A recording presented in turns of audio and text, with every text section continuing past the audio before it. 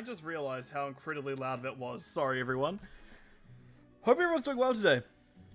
I am returning after a little bit of... I know I've been a little bit, gone recently. I haven't really streamed on my own channel, and I am not continuing that trend. I'm continuing that trend today of not streaming on my own channel, as we are here with a Nexus Gaming Series Coastal Final for Division D West. Creepy Crawly Spiders facing off against Rolling Thunder.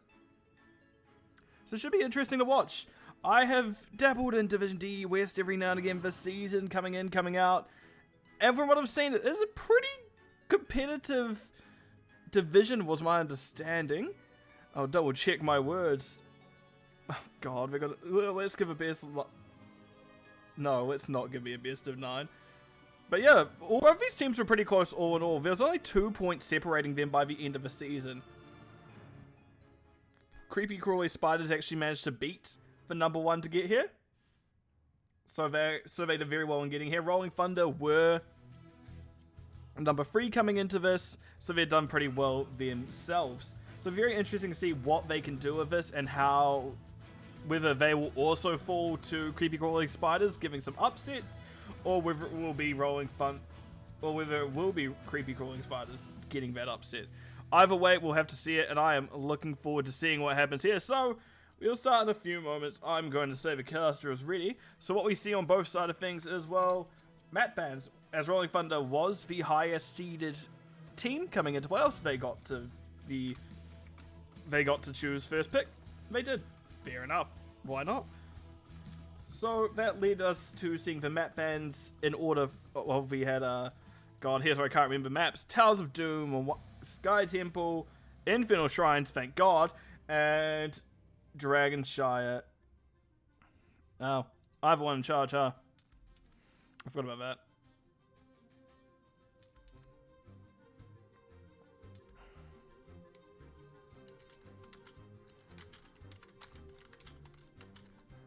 Oh, I forgot I made the lobby.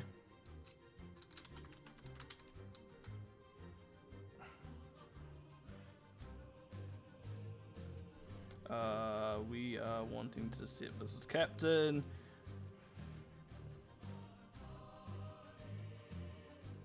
I think that's all ready now. Yeah, we'll see. We're all ready, so that's one side ready. We'll see if the other side is ready soon enough. But no, we're in no rush today. I know some of the teams are very like best of 9 Infernal Shrines only. I will cry if it is best of 9 Infernal Shrines only. So yeah, we'll be starting up in a few moments. Best of, yeah, King Andrew. Hopefully not, but g'day. Hope everyone's doing well. It'll be interesting to see how this all goes by the end of it. I keep forgetting. America has got hit daylight savings recently, and it absolutely throws me off to no end. So let's see how this draft goes, shall we?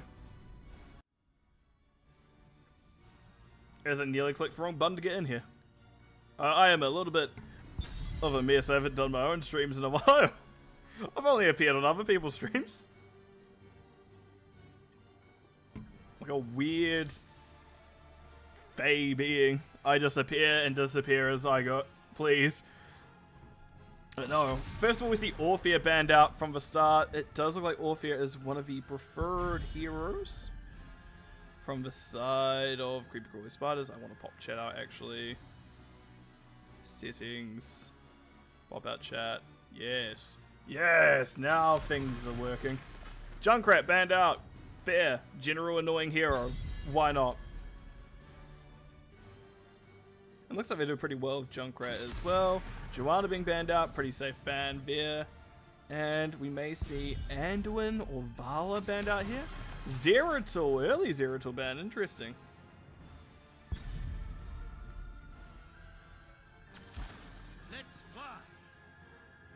Considering it looks like Rolling Thunder usually has banned the Zeratul more than they've actually played it. Interesting enough. Falstad, good early pick, does have that global capability, has decent damage in general, not the worst. Sorry, Tim Bassett speaking about global. Sahaka, always one of the strong ones, and Stukov, relatively up there in power level, maybe not the strongest we've seen, but does well all in all. What next is the question. Tank healer. Tank? Anubrak. Healer. Rhaegar. Oh, he's onto it today. There we go. I'm learning, chat. I've learned the ways. I'm figuring stuff out. It's not like I've casted a lot of games or anything at this point. So the question is, what will we see banned out next? Samurai. Hogger is always a good ban. Gal. Banning out Gal. Brave. What did Gal ever do to you guys? And Diablo banned out on the other side of things. Considering they're still needing a tank, that is a good tank ban in general. We may see ETC now. What have they really played? ETC, Muradin? Is it Greymane? Leaning towards the Muradin then, does allow for pretty good dive. Varian, no, we're going to get a general blow-up comp. Let's go Line Bus. Thank you, Raka. Hope you're doing well. I know I was just speaking to you before, but I hope you're doing well anyway. On the other side of things, needing both damage dealers still. Vala is still available. We see it's. I can see it's played a lot by Rolling Thunder, so I wouldn't mind seeing it. Alright, and an offlane. Hogger. Vala Hogger, honestly, is such a good pairing. Samuro. Oh, I have been given the team who plays Samuro. They played Jogar both last season. Yes, I think I did see that. And Lunara to round things out. Lunara is interesting into Samuro. Samuro can just cleanse poison with Q or trait, as they do have those abilities available to them.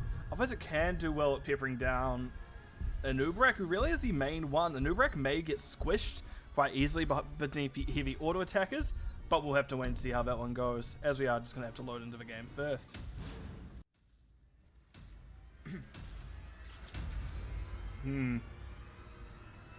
Cursed Hollow. I don't know quite who I lean towards here. Just because both teams have a global, so they can both mitigate that. Samura is very good at pushing, but Lunara can do so as well. Like, it'll be very interesting to see where this one goes, as both teams can allow for a more macro-orientated strategy if they so choose. Doesn't guarantee we'll see it, but if they so choose, we can. I may turn down the music slightly when I'm in game. So bear with me a moment, and we'll just correct that when we get the chance.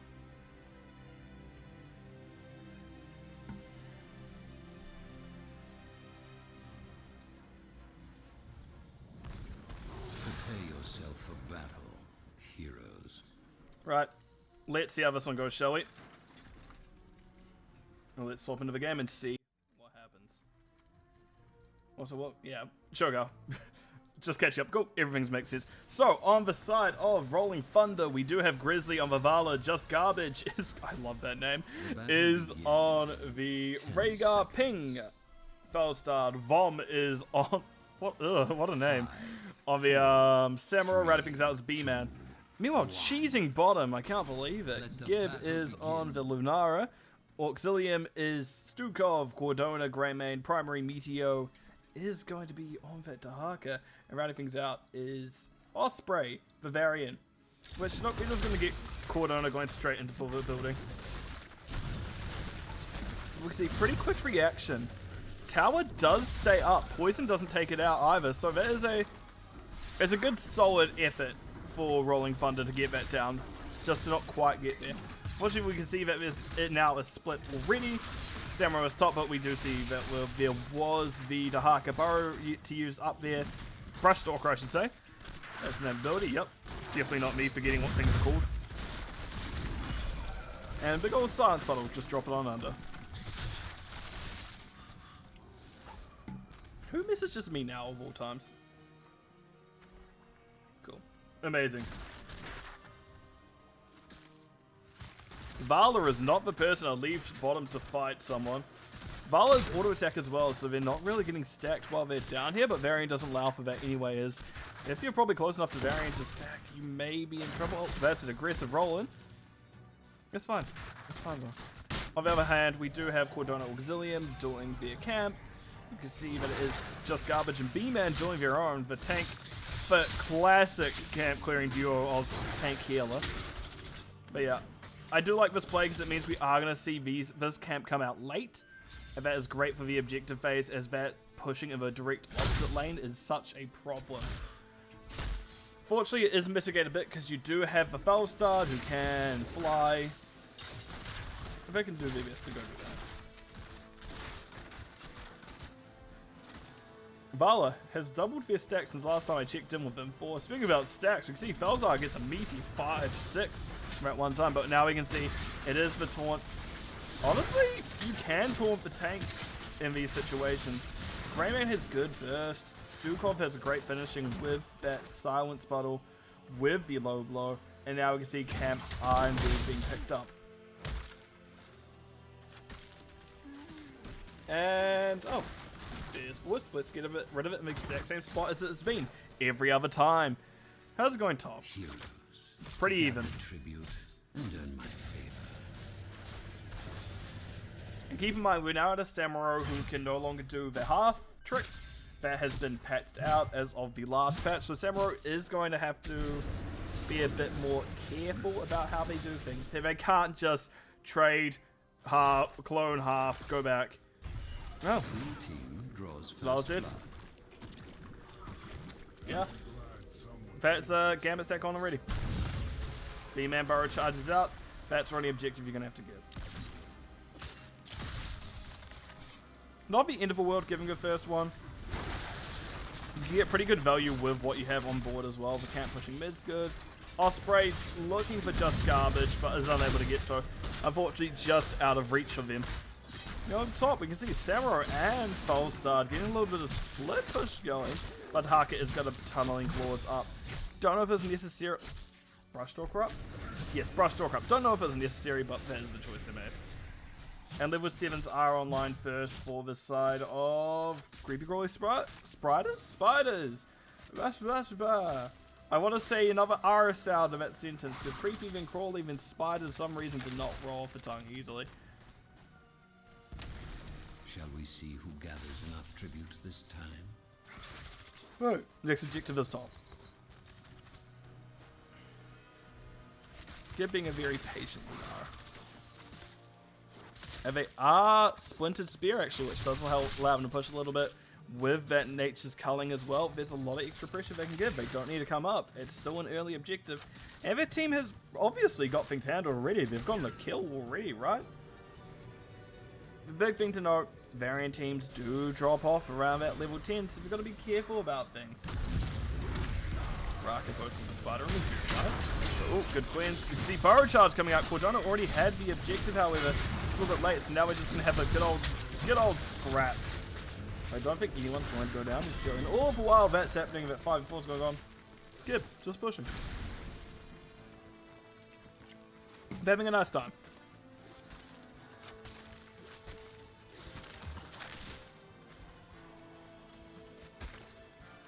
Right.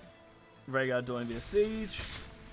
Bruiser isn't up yet. Top siege isn't up yet. They're actually both up roughly the same time. So this is an easier timing for the side of Rolling Thunder than it is Creepy Crawly Spiders. But our next objective should be called in the next 15 to 20 seconds, I imagine. Oh, 20 to 30. But we can see Bruiser Camp is up. Cordona Auxilium already on it.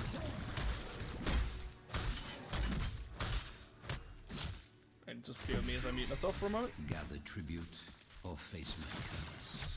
The choice is simple.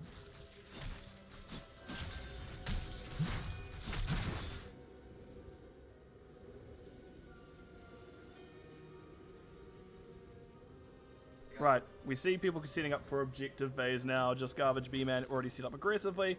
We see level 10s are throw. To briefly touch on those, we do see it is going to be adaptation, interestingly enough, go for the throws. Swipes, leaping strikes, flaming swipes, leaping strikes, and it is taunt variant as we said earlier. You can see meanwhile there is a good tongue, and that is a very dead Anubarak. Unfortunately, I don't know. I was about to say make something joke about licking bugs and it getting you high, but the only thing that happened is Anubarak didn't go high, but went 6 feet under. And that'll be the first curse going over to the side of creepy, crawly spiders. Let's see what they do with it this time, however. Oh, they aren't wanting the building, they're wanting murder. Just garbage being slowed, that's a taunt, that's a kill.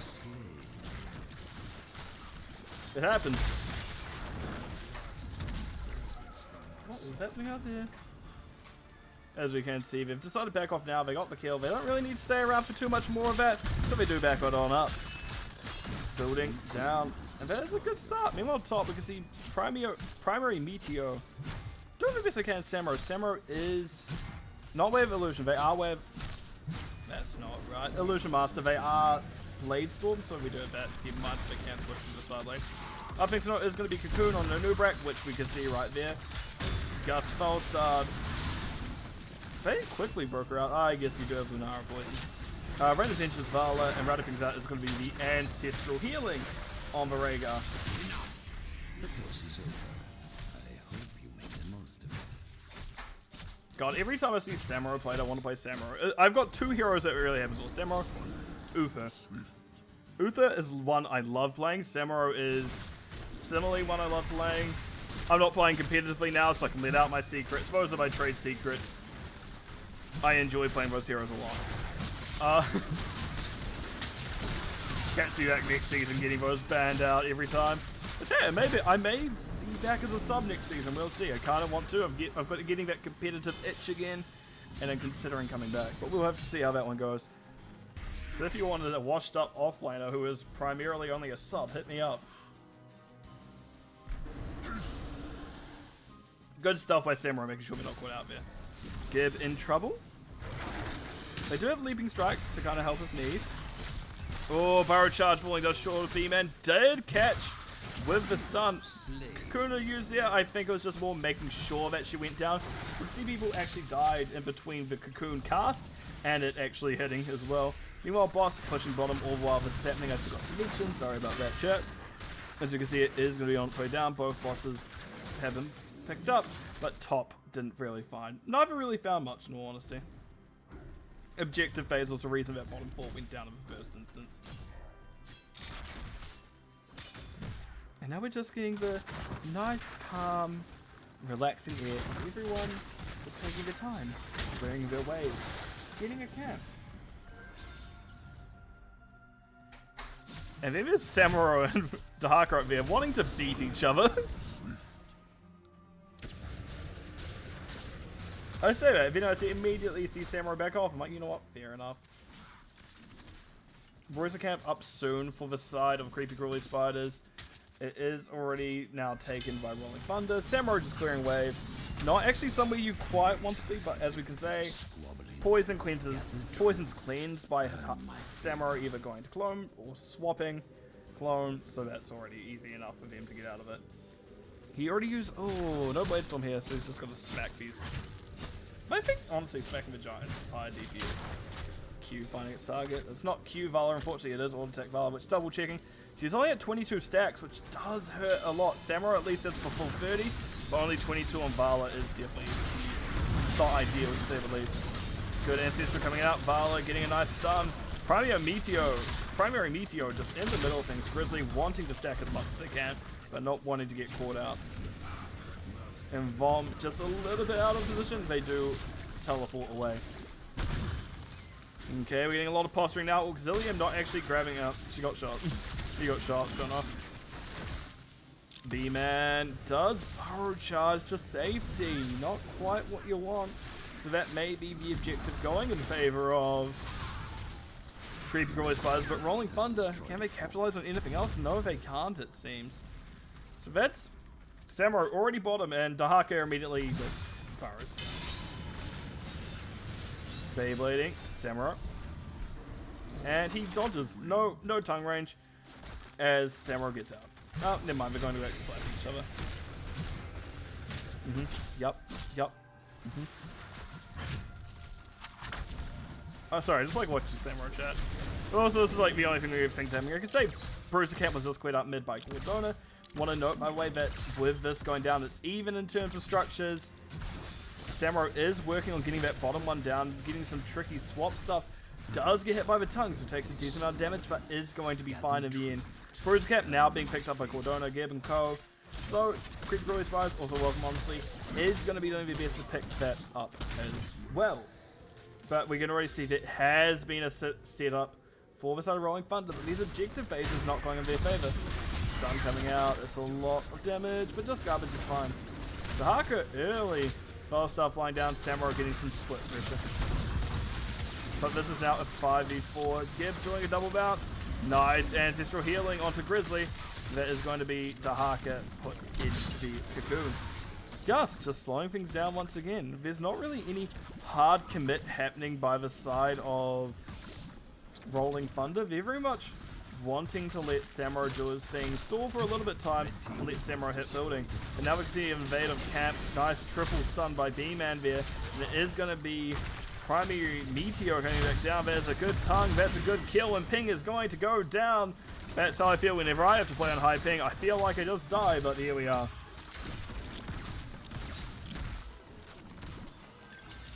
Oh, while this is happening, you can see Samurai was pushing. They're actually going to be halving, interestingly enough. Nope, never mind, they're not. The C5 is still down, and they are going to be forcing back Primary Meteor still. Primary Meteor can at least barrel charge back if need be. Osprey backing as well, interestingly enough. Don't think you need this many people to back, but here we are anyway. Vom backing it up, Primary Meteor going, yes, kill. I want it. Has destroyed a fort. I've accidentally clicked on something. And Vom halves away. But we're about to have another curse in favor of Creepy Crawly Spiders. It feels like Rolling Thunder is a bit... Oh god. Rolling Thunder is a bit lost on what to do this map, it feels. As we haven't seen them really commit to anything in particular. Very back and forth. So CCS has a pretty dominating first map so far. However, does that last becomes the big question. Late game, they do drop off a little bit. Greymane does pretty well. Lunara does pretty well, but Varian becomes a lot weaker. And sometimes Stukov can't quite keep up with the burst that can be provided by the side of Rolling Thunder. And Rolling Thunder is slightly hidden experience, big things to note. We see Taunt coming out, we see Burrow Charge. Ping gets out. And Gust means that everyone's pushed away, Cocoon and all. And it's Primary Meteor left on their own. Unfortunately, that is the adaptation pops, but the adaptation cannot save them as they go down. Right, what is going to be happening next? Nothing really. We're just going to get the side of Creepy Crawly Spiders to back off. Feel like, you know what, we don't actually need to lose anyone else here. Let's just take our time, reset, set up for boss, and it looks like what both teams are going to be doing. And both teams have a decent amount they can gain out of their own respective bosses. Already half health here, by the way. A bit slower here, but they don't have Greymane Lunara. Greymane Lunara great at killing camps. Valor, if you're getting stacked, pretty good, but they are still sitting at a 43. They haven't even completed the first step. And that's a big problem. Boss completed in time. Oh, sorry, chat. I'm tired, it turns out. I don't think this boss even makes it to the gate.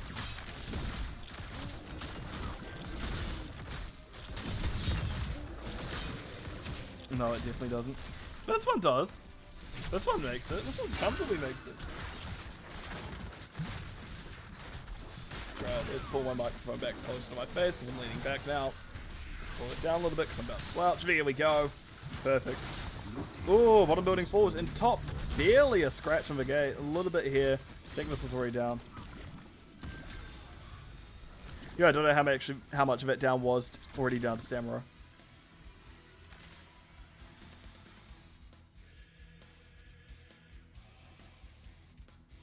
Right. Camp invade coming up. Bold. What's happening here? What were they deciding? Waiting to see where Samurai appears and go to blow them up? Nice escape from Samurai. Good teleport.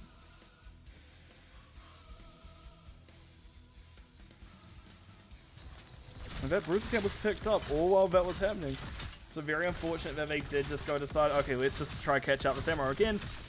I believe there's another CCS team called currently chasing Samurai. It's not necessarily known to be a good idea to try and catch them out like that. Vala checking bush behind, they're like, Varian's missing, don't know where he is. Primary Meteor, one of the tongue, gets stunned instead. Level 20 is online for the side. Oh, Rolling Thunder as a side note. We can see it's going to be Rewind and Uberak. Farsi is blessing on the Rhaegar, Windwalker, Windstrider. Can't remember what the 20 is called on Samuro, but it is the wind upgrade on Samuro. Wind Tunnel Fellstarter, which very early taunt. Very early taunt from Osprey there. No one else is around. Nice burrow charge. Auxilia maybe the one in trouble here. Yes, they are the one who goes down. Ping rolls away into a good spot. Needs to spread that heal to B-Man, and they do. That splash shield does so much healing for the Rhaegar. And that's actually the first objective at rolling. Nope, never mind.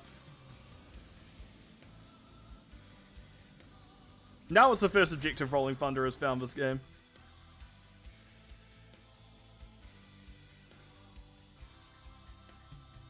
Alright, so what's... Oh my god, Samurai!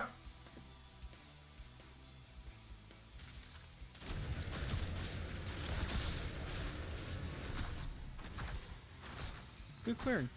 Oh no, everyone's just kind of making their way to their own lanes, trying not to get caught out. We've got some pretty safe play coming up from both sides. Side note is with, however, as the 20s now have come through for Creepy Warrior Spiders, we do see that it is going to be changes, survival, Hunter's Blunderblast, Glory to the Alliance, Controlled Chaos, and nope, Intensifying Toxin, like, can't remember it. And yeah, we can see just a little bit of Siege disappear. Every time Rolling Thunder can get a little bit of Siege, they seem to want to do so. But they don't stick around long, so that is still standing. Objective is up.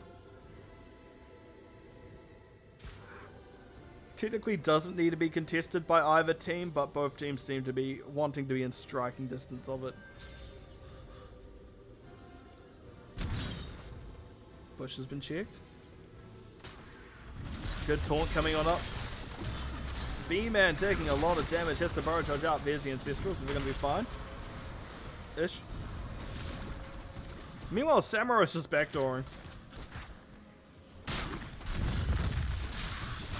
Good roll. Tongue went out for Primary Meteor, but was cancelled partway through.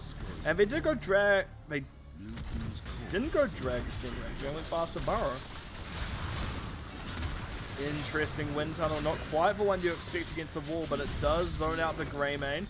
Now we can see it is a 4v3. Samurai's still up going core, but they're going to have to choose to back up a little bit. Rolling Thunder doesn't want to lose anyone at this point in time. Blue team's core is under attack. Are we real? I was like, are we getting an end call? No. Samurai being an absolute pest in the background.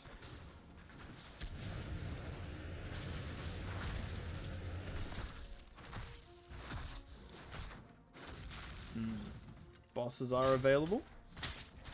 Already on theirs. Very quick onto this. Red team, Rolling Thunder, only just getting towards their one now. Samurai, meanwhile, has just been soaking the whole time. Look at him go. He's just a little guy. He's a little wave clear guy. He's just running it down. Yeah, bottom boss already been picked up. Top boss, about a quarter of a health left, so we're doing alright. Samurai getting collapsed upon. Gather tribute. Earn my favor. And Samurai being a pest all the while.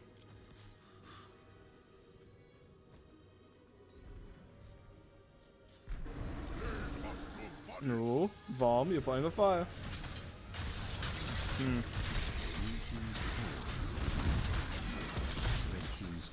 Yeah. A little bit too bold that time. Boss has been cleared on core. This may be objective you give now if I don't even think they can get there if they wanted to. Yep, and we can see objective is in favor of Creepy Koi Spiders. It's a yawn boy because I'm tired. This boss is actually getting a decent way through the building. Nice double stun by boss. And that's actually finishable. That can be finished now by Samurai pretty easily. Next objective, imagine being called in the next 40 seconds.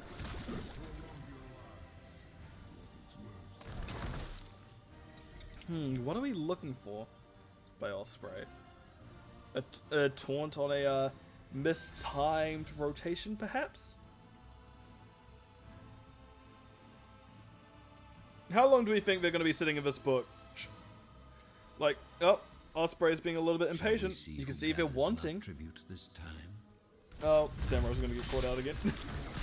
Nope, never mind. They showed themselves before Samurai could get there.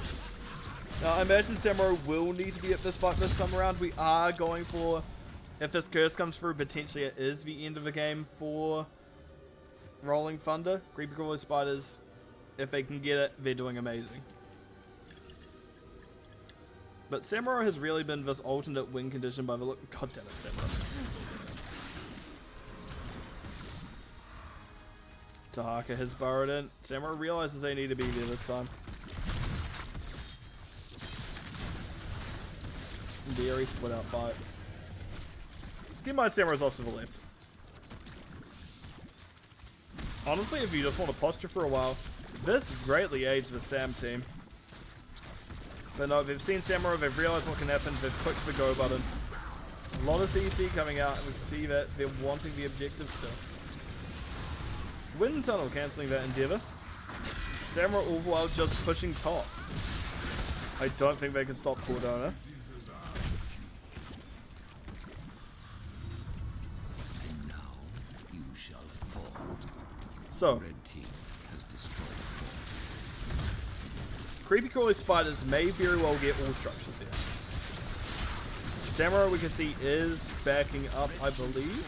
Yes, indeed they are. Because you don't want them to be able to end here in general. Creepy Crawly Spiders on the cusp of getting this map number 1. But they've just got to find a pick first. Oh, that is unfortunate for Ping. But not quite the worst, as they are able to roll most of the way out. And instead, that's the Stukov going down. Grizzly getting a double hop coming out. They're going to be fine. Gib also very low and gets taken up by Vom. Actually, Vom now showing that Samurai going to go run it down. 4 kills, and that may be a end call for the side of Rolling Thunder, which, if you were to tell me at most points of the stage, I thought it was in Creepy Crawly Spider's favor, but does not appear to finish that way.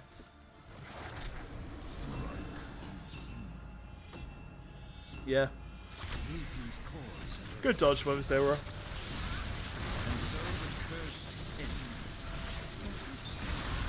Oh, the Wind Tunnel comes out, Cocoon comes out, minus 75 armor on B-Man. Primary Meteor is now out of it, but I don't think they can really do anything about this core. It is going to be falling. And GG's are called. Well played, as it is going to be Rolling Thunder taking map number 1. Welcome Zool Rules, and welcome. I can't read your name. I can't see it for some reason. Let me swap to this first. Let me put Twitch chat on a monitor so it's easier to see. And idioms, welcome. Yeah, no, very well played there by both. No wonder why my computer's going a bit slow. There we go, it should be easier. No, very well played by both teams. That taunt combo did get its few kills, but it somehow did backfire a couple of times for Varian, where they ended up quite not with the team or somewhere they didn't want to be, and they went to Narnia. Camps are up. Do they go core? Yeah, they did. They didn't decide to take their time and get all the camps. They just went core. But yeah, very good ending by them there. In terms of stats, by the way, Lunar 174,000 Siege, Samurai 295,000, 32,000 Soak, compared to the 19,000 Soak, Healing 58,000 on Vala, 38,000 Lunar. Oh, damage, sorry, 58,000 Vala, 38,000 Lunar. Healing 74,000 Rhaegar, 69,000 Stukov. Any talent standing out in particular? We did see a more classic Lunara off-lane style build where she can do the split push. And we can see they got decent pressure out of it. Unfortunately, she didn't quite have the split push that Samurai did. Samurai did get a lot of effort. And while it did look a bit scary for Vala and Falstad, who weren't quite stacking as well as you probably would want to see from them, they did still get up there. And that's really all you can ask for from those two. Anything else to note here? Not really. No, everything else looks appropriate. Interesting, we see Wellspring Totem on 13. Because if you're playing Totem aggressively, you don't necessarily want your Totem to have your main heal tied to it. Because if that goes down, well, it goes down. But I know some people still like it. It's just not. I just guess I'm not the biggest fan of it. Right, let's swap on over to map view screen and we'll see what's coming up next. And the short answer is, I have no clue what's coming up next. I don't think I've seen any team ping. So we'll have to wait a few moments and see how that one goes.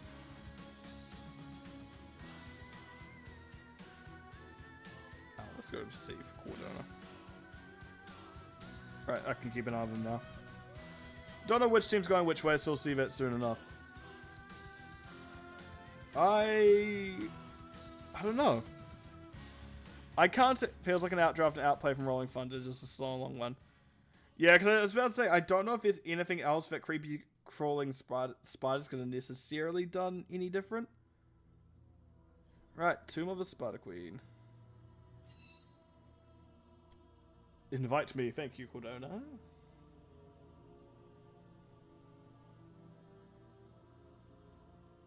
We'll see what happens with this. I thought I clicked accept. Let me have a game!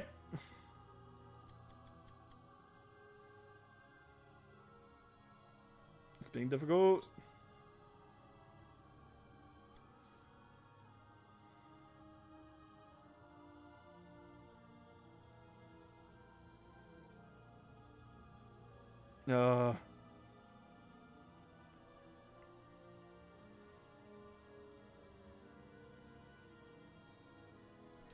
Sorry, give me a moment, everyone.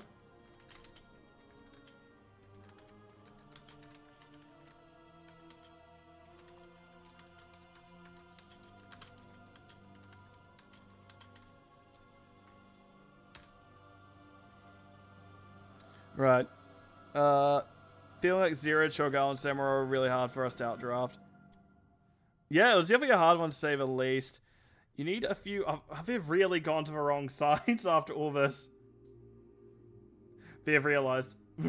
They've realized they may be on the wrong sides now. I mean, it's a simple enough fix for me, but I'm not going to tell them. Also, it's Tomb of the Spider Queen as a side note.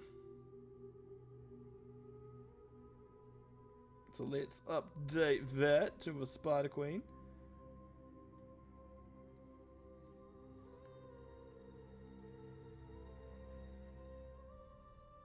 And now we wait.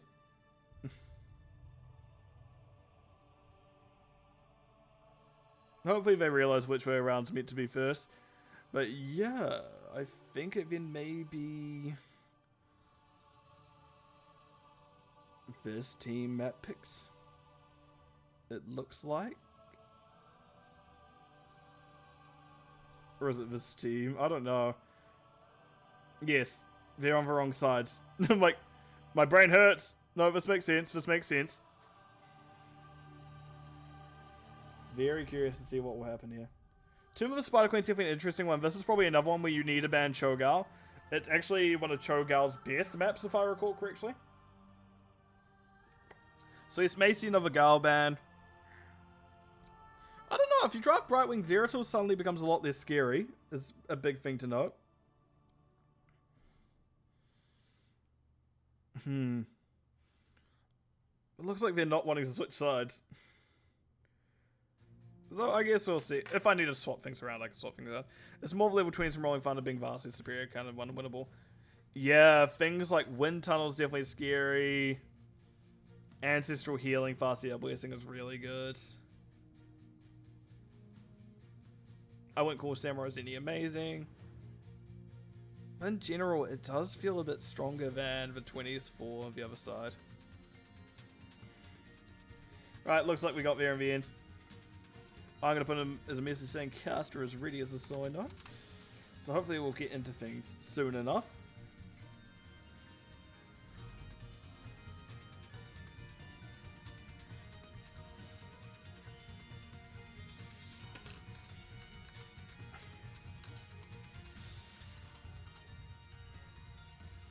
So I'm just making sure people have got things the right way around. Testing the brains of the teams.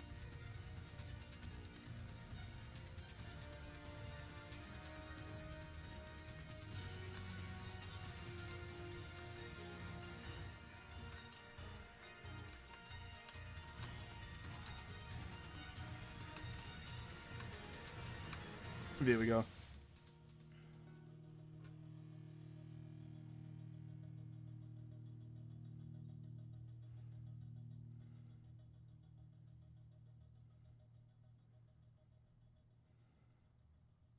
I was right, it is Thunder who Matt picked.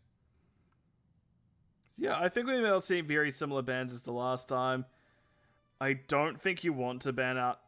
You gotta figure out what's the lesser of the three evils. Do you want to let Sam through? Which I wouldn't mind. I do think you can let Sam away on the... I think you can get away with Sam on this map because it's not a favorable map for Sam. Zero Tool is a little bit harder, and Cho'Gall's one of his best ones. So you may want to make sure you don't give that away.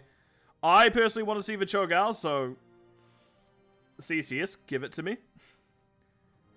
Give me that Cho'Gall, please.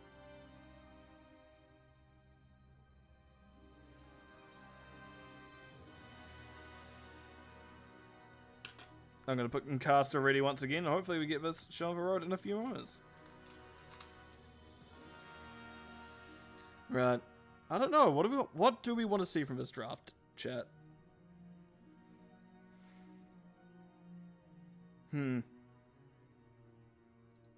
Variant comp still does so well. Cho'Gall, I imagine we see banned.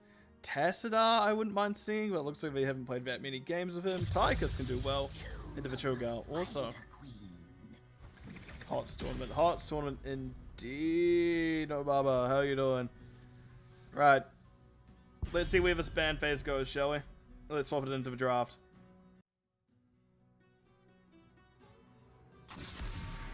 Junkrat, banned immediately. No Rubbish Rodent today. Fair enough, it is a good map for him. I think it's also one of his best maps.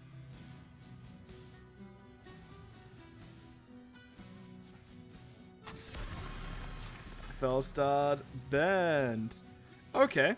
Interesting, because they were the ones who picked it last time. Zero Tool banned out once again. Did we just... First pick Cho'Gall. Sorry, second, third pick Cho'Gall, you cowards. I hope they will. I really hope they will. But I doubt it somehow. Joanna first pick by Osprey. Very strong first pick. A very safe first pick. Doesn't really reveal much. Rip it. Rip the zero. Rip the Cho'Gall now. It will be funny. Boo! I mean, I'm happy to see Stitches still. That's something fun, I guess. And Tassadar. Okay, I did kind of guess that before. It expands.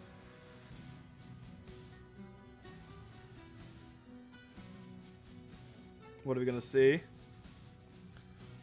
Oh, next pick. Sorry, not bans. My bad, my bad. Tychus. Anduin. Okay, so they're really wanting to dissuade the Cho'Gall from being picked. And the Tychus has done well this season. That's a big thing to note. So it's not a bad choice here. Like, even Stitches doesn't do great into it. Cho'Gall doesn't do great into it. Like, there's a lot of things that it misses. Sonya. Banned out. Maybe they still consider the, Samurai if we see that.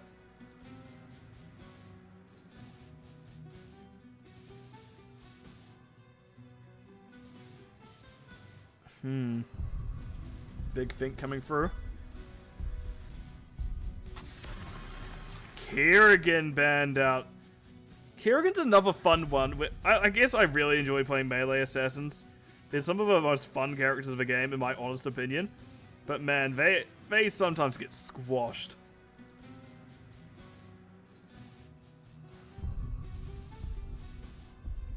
So what next? Rhaegar? No Cho'Gall, that means.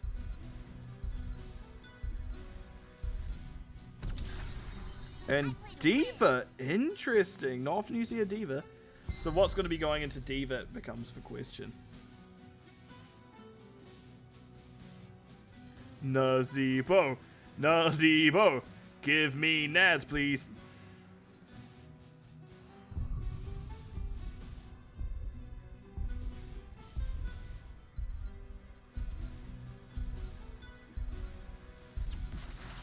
Dahaka.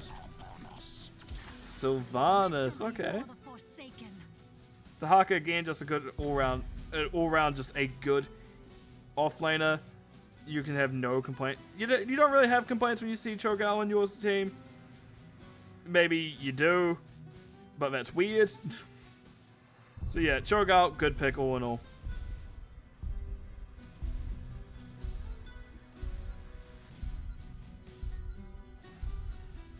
What comes last is the question.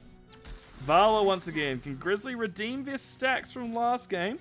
Or is it going to be similar this time around is a big question. I hope they can redeem themselves. I really do. But we'll have to see how it goes. As this is going to be our drafts for this map number 2. Again, we'll go over it when we get in game. But for now, this is what we're going to see. And I could not see any swaps.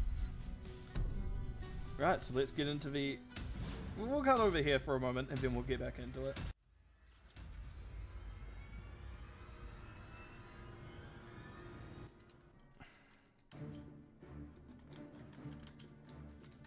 Sorry, everyone.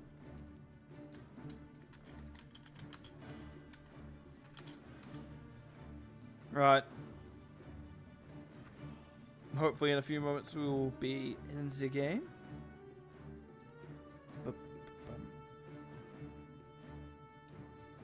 I don't know, look at these two comps, they could be quite even again. Creepy Crawly Spiders has a lot of good things going on, but there's still definitely something scary about Rhaegar, Vala, Tassadar.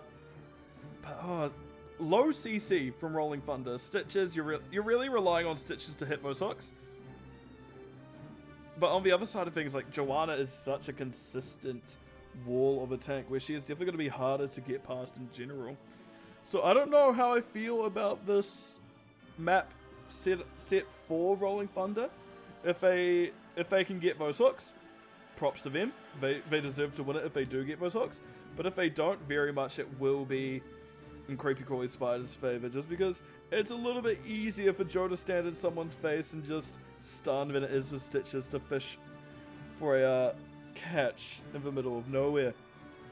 But right, it looks like we are going to be finishing loading up now, so let us swap on over into the game, shall we? Nope, never mind. Someone's taking their time loading in. Now let's swap on over into the game. So let's see how this one goes. So, on the side of Creepy Crawly Spiders, we do have Osprey on the Joanna, Primary Meteo on the Dahaka, Cordona on Tychus. Auxilium is going to be on there, and when rounding things out is going to be Gib, Sylvanas. On the other side of things, we do see Ping on the... Interesting. We see Ping on the Diva, Vom on the Tassadar. Just Garbage is going to be on the Rhaegar. B-Man on the Stitches. Rounding things out is going to be Grizzly 64 on the Vala. No early cheese from the Sylvanas comp. Very bold play, not cheesing there. Osprey getting a little bit of scouting. Does blind free in the top bush. Things to note, we do see it is going to be tissue regeneration on Dahaka. Auto attack Vala is another quest. And right, the final quest is going to be Stitches going globes. Interesting. Vala, by the way, already stacking better than the last game. Much easier thus far. Dahaka has gone down to Diva as a side note, so yeah. We'll see how this one goes out. As long as Diva doesn't get tongued, she should be fine. Oh. Nice hook onto Osprey. Not really the damage there yet. Grizzly and Vom are kind of working their way up to it. Vom doesn't have that immediate spike because they did go W build. Grizzly will take a little bit longer. They do need to scale a little bit. And Joanna is just going to be blinding them consistently. Hook goes, does not find its connection, however. Ooh, Gib is having a cheeky little one. I'm going to run all the way around to get the siege camp over here, if you don't mind. And they are going to be starting it now. Oh. Primary Meteo in trouble. Nice burrow. You're all down here. Do we find Gib? Oh, goodbye, Gib. Goodbye. Oh, that's a good bite. D.Va doesn't commit, unfortunately. So Gib gets to live 100 health. That is a good camp take for the side of Rolling Thunder. Getting a little bit of advantage so far. They are missing out on a decent amount of stock top with gems. You can see that has led to an advantage for Creepy Crawly Spiders when it comes to that. But Samuro is picking up what they can. They do have W to help them out, so they can do it pretty effectively. It's the stepping up for the gems that's the scary part for them.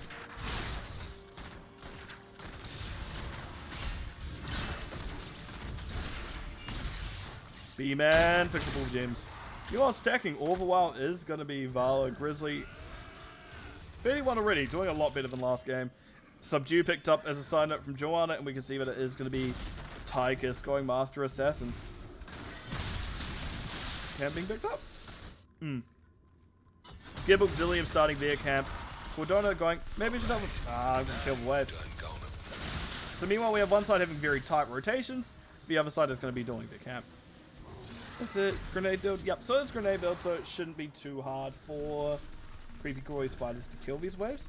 With a Joanna W and a W from Tychus, these waves should more or less pop every single time. And good. Osprey's not helping.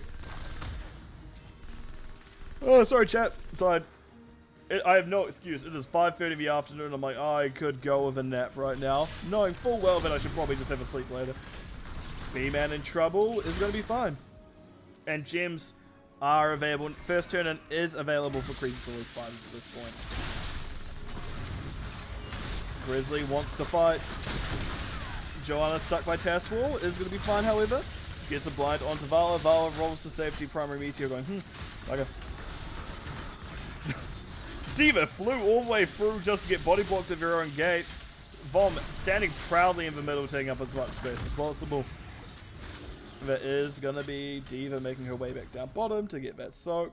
Meanwhile, turn-in mainly on Joanna, 19 out of a potential 34, so a little bit around half, a little bit over half, sorry.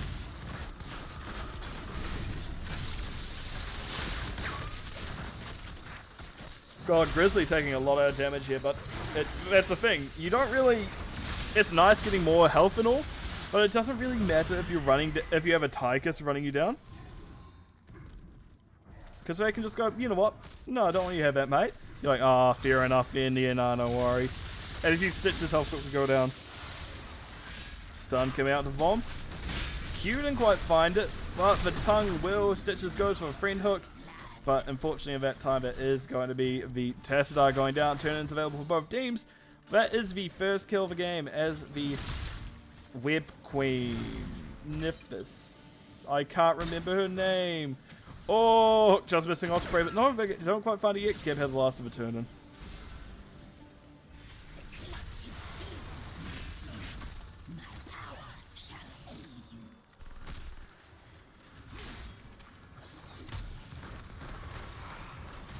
Sorry. I'm apparently fighting a dead mouse, a dying mouse. As in a computer peripheral mouse, not a small fuzzy rodent. Anyway, getting back into things, you do see that it is going to be a bigger push coming out mid from the side of Creepy Crawly Spiders, as we can see Osprey standing up in the middle, Black Arrows being used by Gib. Like, this is just a general, a nice, hearty push. Top does go down.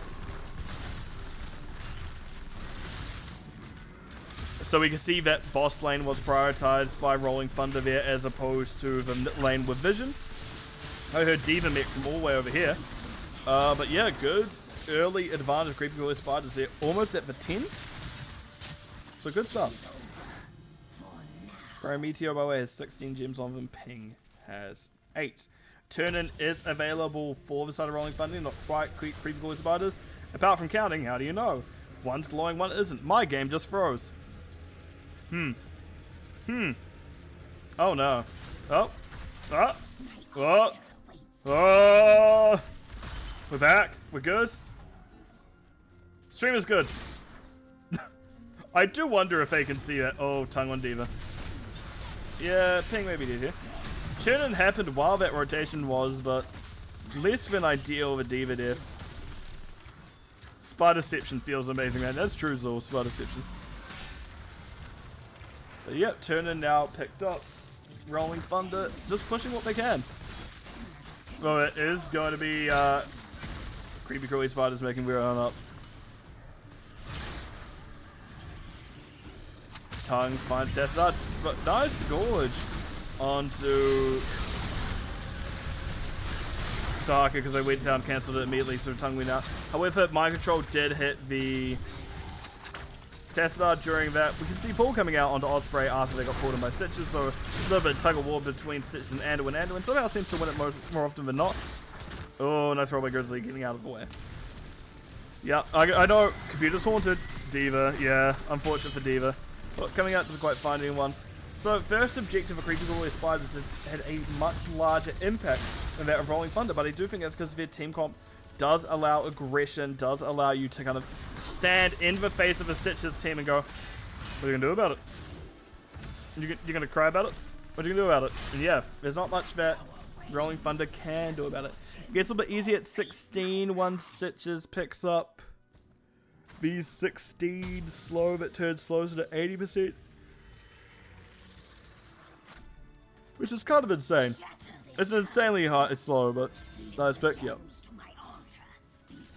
Absolutely nice pick. As a reminder to everyone, there is a 30-second delay, so you will hear that a little bit. You will hear me come through a little bit later, responding to people in chat after the actual action itself. B-Man does get the gorge. Bunny Hop actually making sure no one else can get to Cordona. Cordona is going to get pulled out. Black Arrow's deactivating for really messing with that gorge tactic. It's unfortunate to say the least. Ping does drop bomb. Gib is the one getting hurt, but no, they live. Rhaegar Ancestral's a little bit too late. They go down, unfortunately, for them. And what we see, Ping does have to fly to safety. Tassadar, meanwhile, is getting double soaked, is turning into what they can. Well, they haven't turned it for a little bit, but they are at least making sure that lanes are not crashing yet. They're giving Rolling Thunder a little bit of breathing room, and Tassadar is actually very good for that. It may just have good wave clear in general, but that is going to be the blue web weavers turning in as turn in was found bottom. I imagine we see all forts down for Rolling Thunder here, so they're going to be not the easiest of spots.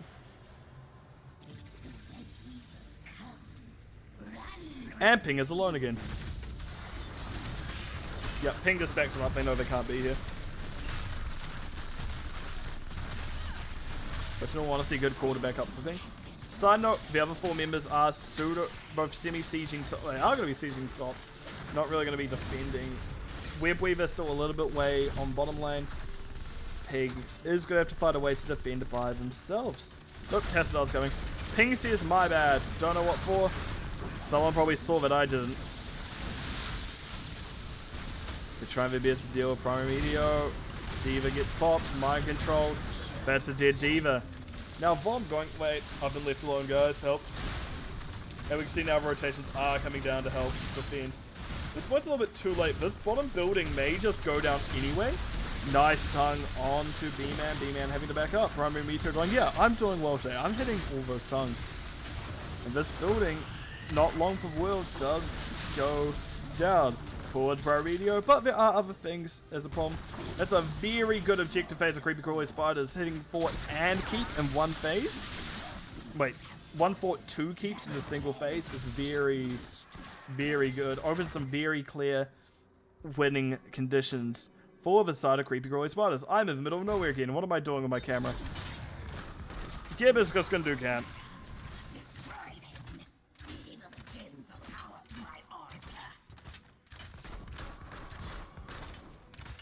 Primary video deciding they do want to help actually. Turn-in happening mid. Everyone, the turn-in is available for Rolling Thunder. Creepy Crawly Spiders just one gem shy actually of having their own Grizzly. Turns 25, and that is going to be the second objective phase of Rolling Thunder and the fourth of this game total. My mouse is going everywhere. I don't know what's happening. Easy mode, yeah, it's definitely a strong showing, but keep in mind last game. Oh. Anduin was the one who was found, but B-Man has not really been able to get anywhere at Light Bomb. Oh no.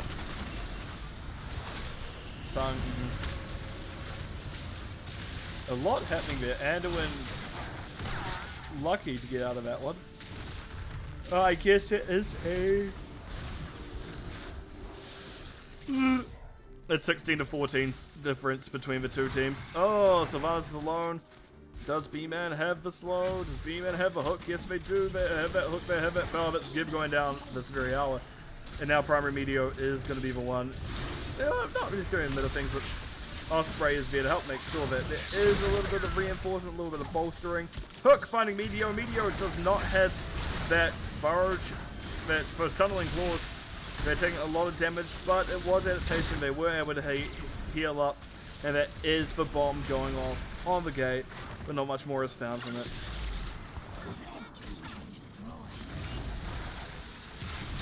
The bottom forward actually went down to Webweaver. Anduin goes down as well.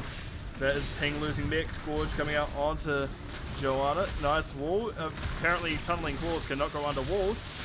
Osprey taking a lot. Nice hook by B-Man, and that is going to be a kill.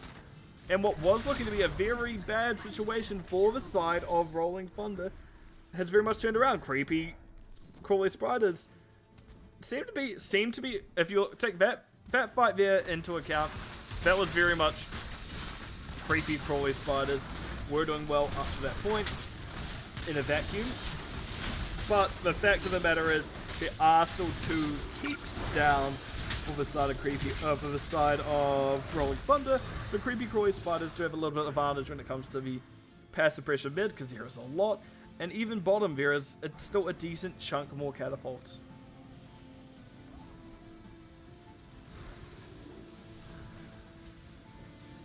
Ugh. Right, wave clearing, let's go. Boss very high up compared to the team.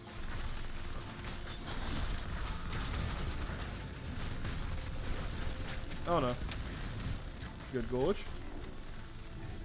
I imagine tunneling claws are up, and it is the move speed on it as well. That's Tatswall Auxilium wanting to get the pull, they're considering it. And that is going to be adaptation used, and gets a lot. Interesting hook from B-Man, didn't quite find his target.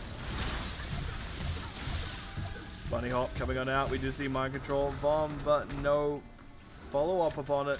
So that is going to be Boss finding a little bit of value in that top lane, but ultimately it was the side of Rolling Thunder getting zoned out a fair bit. We have walls, yeah, walls are definitely something scary.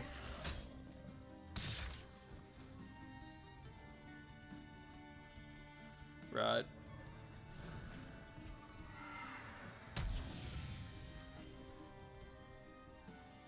Exact turn from the side of Creepy Crawly Spiders. Both teams have their 16s, which to us talent lovers out there, sorry I haven't shown it in a little bit, here we go. Oh, Hawk onto Auxilium, exactly not the person you want, but it is a 3v5. Osprey does get a light bomb on top of 2. Okay, it's going to be Rhaegar going down, Grizzly backing on up, it's going to be fine. Taunt, Hook does not find anything, Vom just slow walking down, nice wall separating them from the enemy team, so they're able to get out themselves. But that is still going to be turn-in happening top for the side of Creepy Crawly Spiders, 60 in, and this is going to be a harder defense for the side of Rolling Thunder. They have to deal with mid, they have to deal with top, bottom, in that order. Hook coming out, doesn't find an arc, unfortunately. Let's close this, shall we?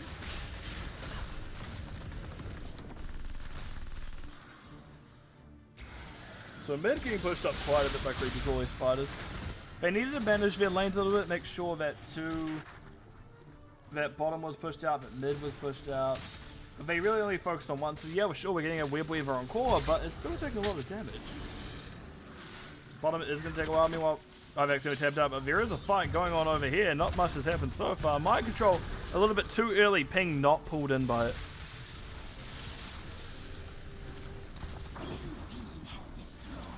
Top structure down. So either something needs to happen here by Rolling Thunder or Creepy Crawly Spiders. Can choose to stall it out for a while.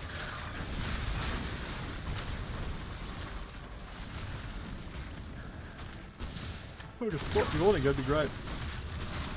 So tired, but so sleepy. A lot of damage coming through. This building is going to be going down. All structures are now down for the side of Rolling Thunder. Creepy Growth Spiders in a pretty good position, but last time we said that, we know how it went. So I'm going to restrain from saying it in any further series this evening. Any further maps this evening, I should say. Oh, I see maps that sound like naps. I'm like, yeah, nap sounds good. I'm like, no, it's not a nap, it's a map.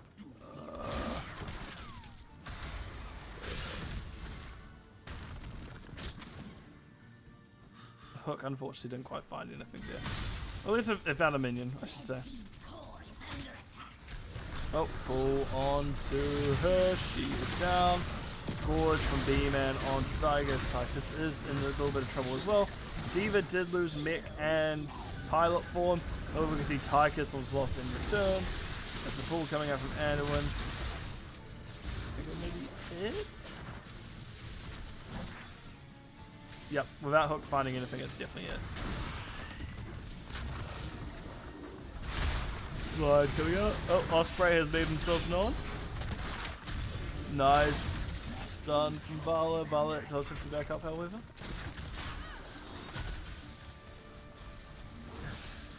And 20s are through for both teams now, as a major side note. Master Hooker, Creed, no, Farflight Quiver, and Farseer's Blessing, Twilight Archon, and Promus. A Blade of Armor Diva. Okay, pretty good stuff on that side. The other side of things is going to be the Odin upgrade of Big Red Button. Quivering Barrage? Yep. Changes Survival, Light Bomb upgrade of Inner Fire, as well as Radiating Faith.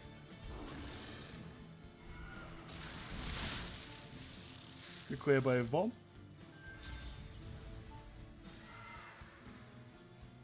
Cap has been taken mid by the side of Creepy Crawly Spiders. We can see now they're looking to hunt a little bit. Early Wasted Shield finds Grizzly. Nice quench by Just Garbage, however. There's going to need to be more healing coming out of him. They do go down to the end. Yeah, sure, Gorge went down to Auxilium, but that is going to be Vivala dying, unfortunately for them.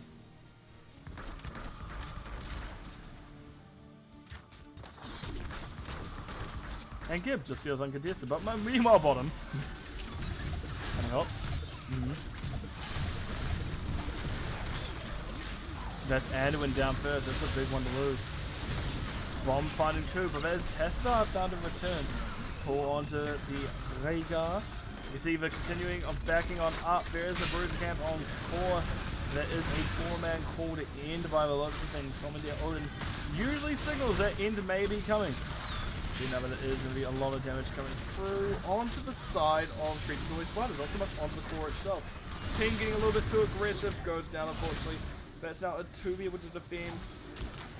They are back up soon. We can see Vara in just a few seconds, but Just Garbage and B-Man alone is going to be a rough time to defend, especially with that other catapult on it.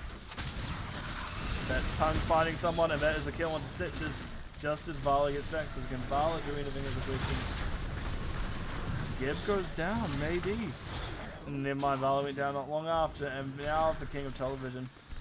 What am I on about there? I nearly zoned out entirely. Why say King of Television? I'm tired. I actually zoned out. MCing right before 20, yeah, but it worked out in the end. As that is map number 2, found by Creepy Crawly Spiders, and I realize I'm going to be so tired by the end of this series. Why did I say King of... Chat. Why did I say that? Does anyone know? Welcome to the stream where Lime loses his mind. But anyway, in terms of stats and everything, we see 151k siege from Tassadar, 136k siege Sylvanas. Soak, similarly, Tassadar 16,000, Dahaka 15,000, most of the side of Creepy Crawly Spiders, 50,000 hero damage Tychus, 54,000 Vala, so both doing pretty well in their own right. Healing, 79,000 Rhaegar, 52,000 Anduin. So a lot of focused, effective damage from Creepy Crawly Spiders, it turns out. In terms of stats, is there anything that is clicking for me or standing out to me? No, there isn't. Everything kind of makes sense from what I can tell. Full W build Diva is interesting. I know I've talked about it before. I personally am not a fan of it, but I know some people are. I know some people do really like the build. It's also not for me.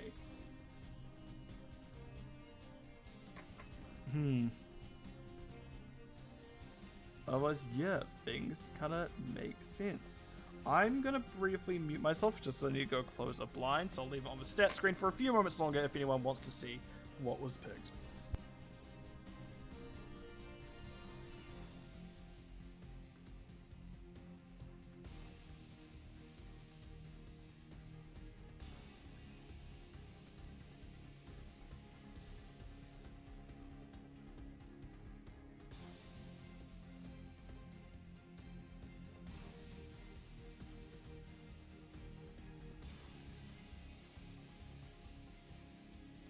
I'm back. Sorry about that, chat.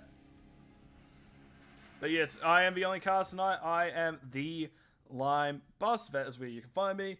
I did see if there was a co-caster wanted to cast. My normal co-casters wanted to join me. They were a bit busy tonight, so no, I did not have a friend this time around. That is perfectly fine. Raka could have gone, you gotta ask me, but I'm like, nah, she's got a lot on her plate. She needs her nights off as well. And, oh, I've been blessed. Next map is Brax's Holdout, baby! Let me swap over to map view screen. Oh, I've hit my second win, chat. Good news. I got up, moved around. I wish I had a desk at home that can go between sitting and standing. I have one at work that can do that. Man, it's a luxury being able to sit and stand at will. Sure, it's a little bit noisy getting up there, but once you're up there, I feel like I can move, I can stretch, I can lunge. It's a great time. But... so what will we see happen here is a question. My finger apparently is fucking sore. I should not swear as much on this stream, but I have. Whoops. But yes, Brax's Holdout, and it is map pick. By... Creepy Crawly Spiders. Okay. Maybe we've gone... okay, the smaller maps are working for us. We're doing pretty well in those team fights. Let's go to the smaller maps where we are able to get those fights that are in our favor. So good. I like this line of thought. I like this play.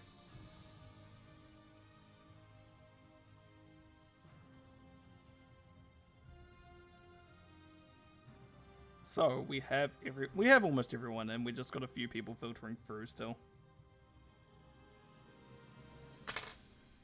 Oh. We're having a little bit of difficulty getting one of the players in.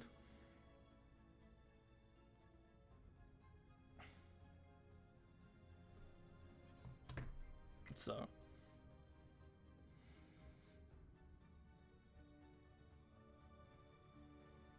What do I want to see this map? Cho'Gall. What am I not going to be allowed to see this map? Cho'Gall. Because apparently one of the teams love landing Cho'Gall. And the other team doesn't like fun and won't let them. I say that the other team has brought us to Praxis, so you know. I have to count my blessings. I enjoy Praxis. I'm happy to see it at least once this series.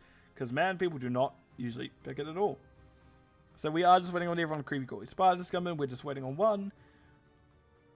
Rolling Thunder does already have everyone in. I have to say, I do like the matching portrait synergy from Creepy Crawly Spiders. It's a little bit better. We at least have all the same portraits of them.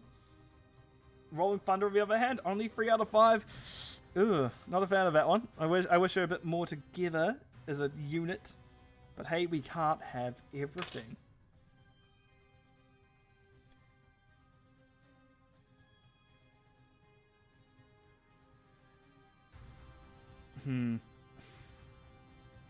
We got one coming up. There we go. We have everyone in now.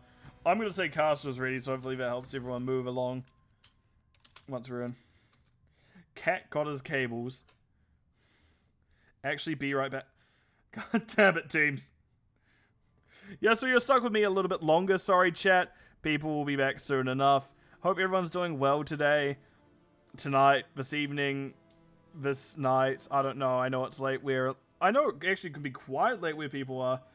If you're on the East Coast, it's almost midnight, but this is a Western game. Let's be honest, most of you may be on the Western Coast. So it is more a, it's more a 9, it's almost 9 p.m. for a lot of you. Me, nearly 6, it's great.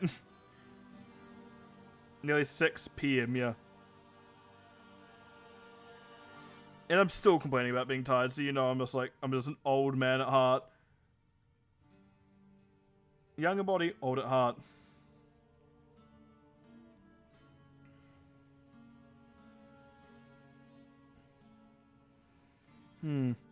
Legitimately. So, Creepy Crawly Spiders have actually realized where their strength lies over Rolling Thunder. And that is the team fight. This is going to be a good map for them. Rolling Thunder really need to figure out a strategy where they can get team fights more in their favor. Just because these bigger maps have been favoring them so far, which is why I'm interested. I guess Sky Temple, you want to get rid of those maps as well. Hard to say. Right, let's see. One team is ready. We're just going to have to wait on the other, but we should be getting into it shortly.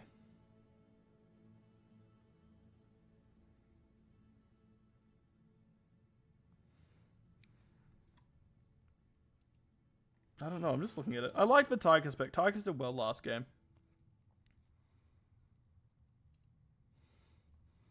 What else may we see? Orpheus been banned out every time, so I imagine we won't see that. Gal, I don't think we see this time around either. Vala has been a mixed bag so far, so we don't know for certain what's going to happen there. Wouldn't mind seeing Murden, I wouldn't mind seeing Joanna. Joanna could be a little bit careful though. Oh no, they fixed that bug, never mind. Yeah. Could be some varied stuff. We'll have to see how it goes though. As Braxis hold out, draft will get underway.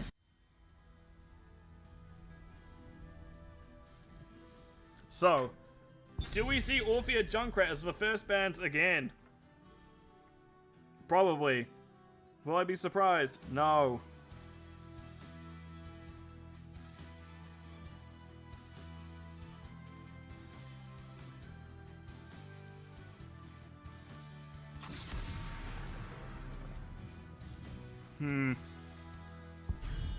We see Orphea banned.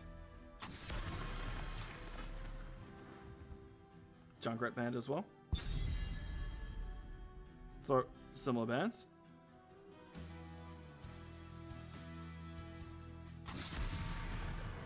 Joanna banned, okay. First ban to veer away from what's been happening, so Joanna has been picked for last two, at least last series so far. And it did well for them, so good to see it banned out. This time, Zeratul banned, okay. First pick is Rolling Thunder. Let's fly. And Felstar first picked again. I hope they get Dahaka as well, but I don't think I've seen them play Dahaka this season. Oh no, they have. The Nubrak early pick. The Nubrak's a scary one early on.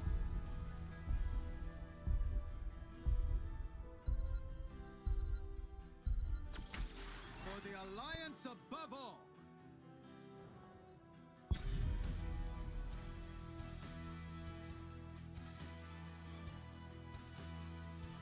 I'll be right back, check. I just need to do something very quick. So it begins. So I'll be back soon.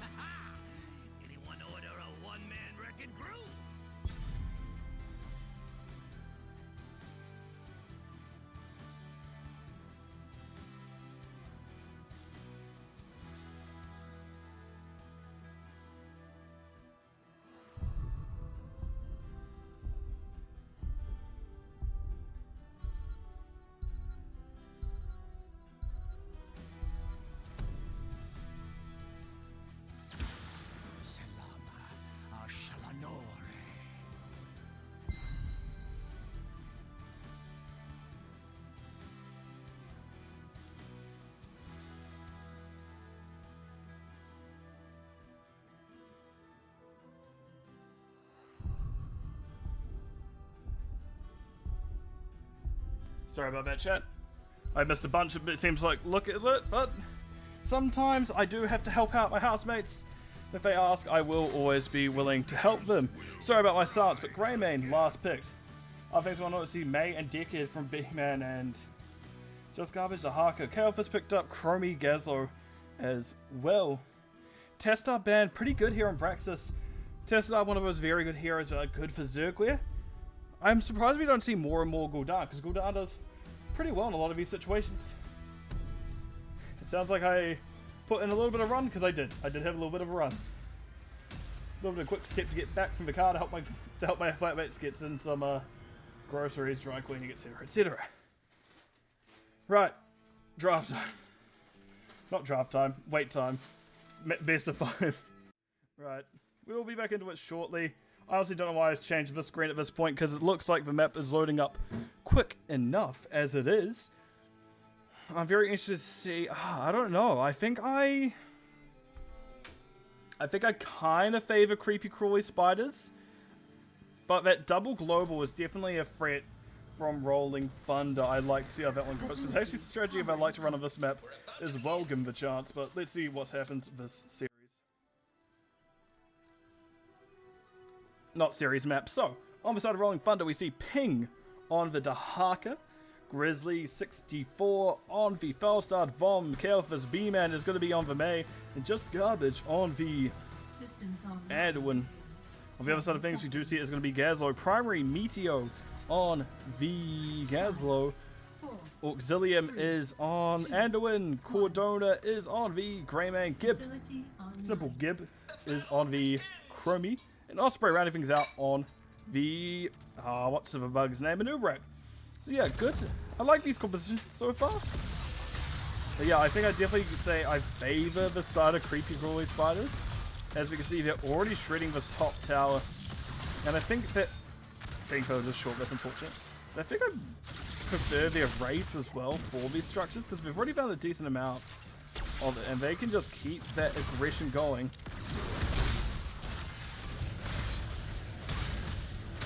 Poor Ping is not able to do anything here. Nice tongue. Nope, never mind. That was a beetle, not Greymane. They just happen to walk at the same pace.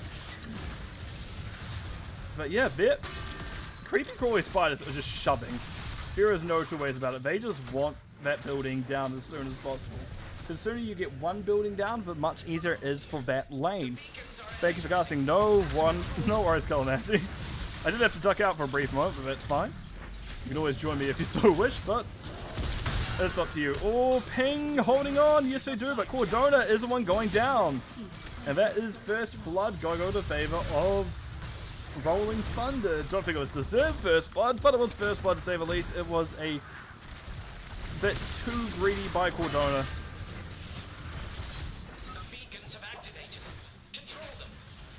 Now this is now objective phase coming up.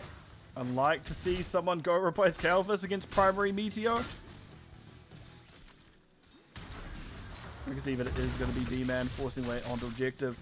Good take.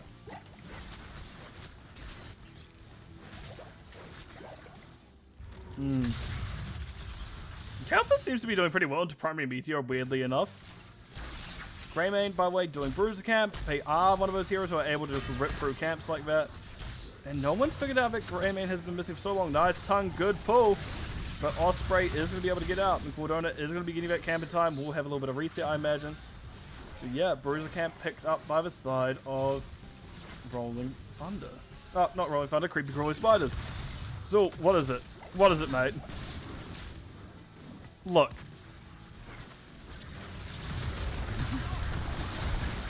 If it was Greymane's play, Greymane made a choice. If it's my casting, I made a choice. But I'll open up stats to have a quick, tell us to have a quick things. Full! Wow, that's not what I expect to see. Full Ardent Spheres. Verdant Spheres, sorry. Interesting. Not something we've seen in a while. More often than not, you see kind of mana plus... Sorry, mana glow, mana addict, and one of the wind gust, never gust, I think it's called talent. Interesting that we see double gems so far from Just Garbage. And now this is the turnaround that Rolling Thunder were needing this map. Creepy Crawling Spiders had such a good start, but Rolling Thunder is having a very good answer, and they may even get this structure down, is ideally what I want to say, what they need at this point. The rest of them, Ultralisk go, Snowball comes through. Grizzly's busy hitting a wall, and that building gets to live. Missed opportunity there. If that building went down, that is a good spot for this side of Rolling Thunder, but it doesn't appear to be the case. Look at these two boys go. They're marching on up that lane, and there's going to be a wave to meet them.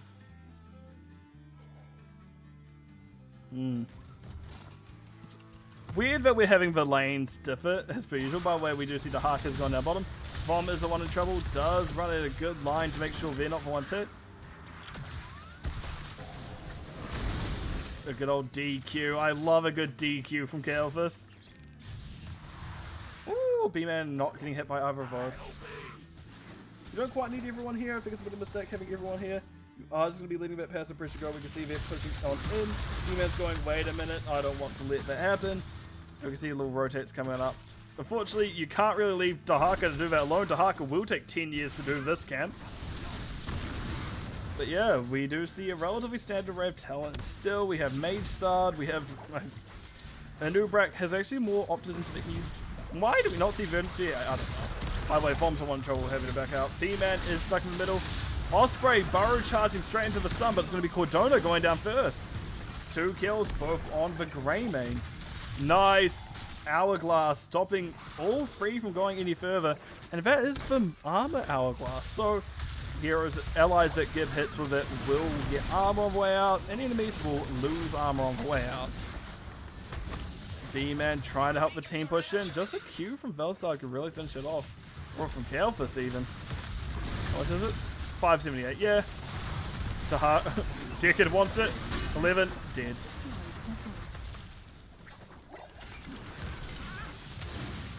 And that's good stuff from the side of Rolling Thunder. Really getting that bomb spread. But yeah, Kael'thas is, can be a very good pick in these situations. And you can see now they are going to be picking up the other camp. B-Man already positioned on their own. Bottom, not quite having anyone on it yet. I imagine Primary Meteor will just jump on it in a few moments. But we can see everyone is rotating down now. 10's not even online. And we can see that almost 2 full structures down. B-Man very alone on an island. Nice unstop there. Osprey not finding his mark, unfortunately. Oh, Sapphire plus Root. You see Cordona is in trouble. Or at least was caught by it, but wasn't in trouble per se. Vom in trouble now. Good peel by B-Man. Cordona wants a kill, and Vom barely gets out. However, drag of Dahaka straight into the Blizzard, so Osprey did get some from that, but there was a nice pull there from Auxilium. Vom, the one in trouble, picks up a globe, picks up a potion, so they're going to be fine.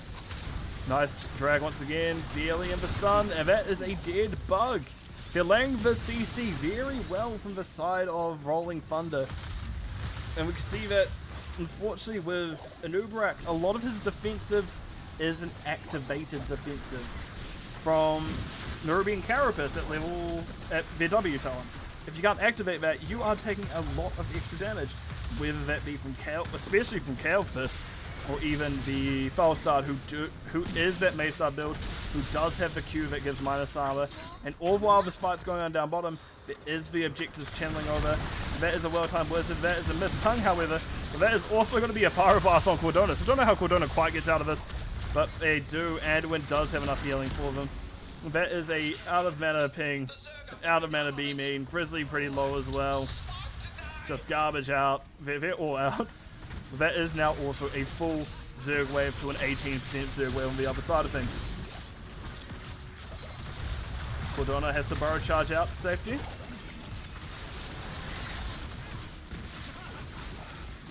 And this, once again, is another pretty slow push. But that is going to be a building down as well. B-Man goes in looking like they have the Avalanche, but they don't. Osprey repositioning to be with the rest of the team. 10 advantage still online for the side of Rolling Thunder. But it is going to be only a few moments till Creepy Crawly Spiders get their own. Right, and to touch on these 10s while we're at it, by the way, Ice Wall May, Gust on V, Felstar, stay a while and listen. From Dickard, Pyroblast, Kael'thas, around things out is going to be the Isolation on Dahaka. On the other side of things, it is going to be Temporal Loop on Crawly, Web Wrap, Cocoon on Anubrak, Black Hole. Is it Miniature Black Hole? No. Forever Bomb. Forever Bomb 3000, Miniature Black Hole's the upgrade. On the Gazlo, Light Bomb Anduin, and rounding things out is going to be Go for the Throats on Greymane.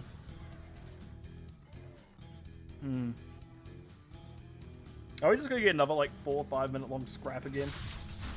Nice roll by Grizzly, making sure they don't get stunned there. Yeah, we're going to have another 5-man.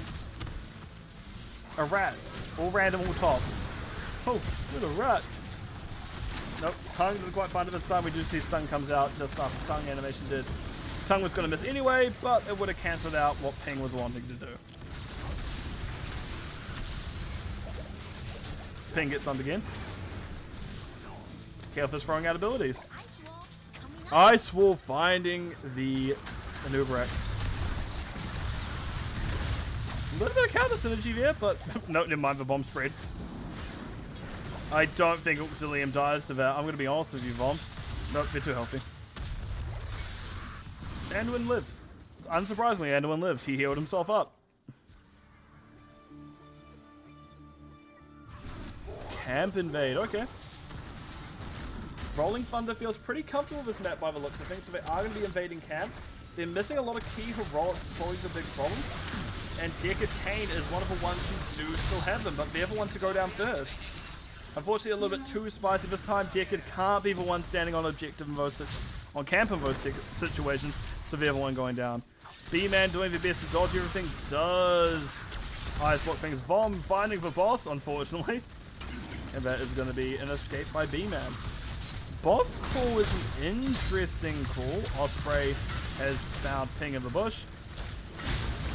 Is Gust up and available? Gust is up and available.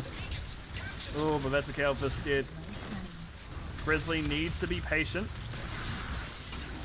And they need their tanks to live and boss to go down. Because this could be a boss steal if they play their cards correctly. Gust. Oh, and Ice Wall catching the Anubrak as well, so that's a good boss take. And Osprey getting pulled to safety by Auxilium once again. Auxilium been very onto it this time around. Not this time around, but this map in general with the Anduin pulls.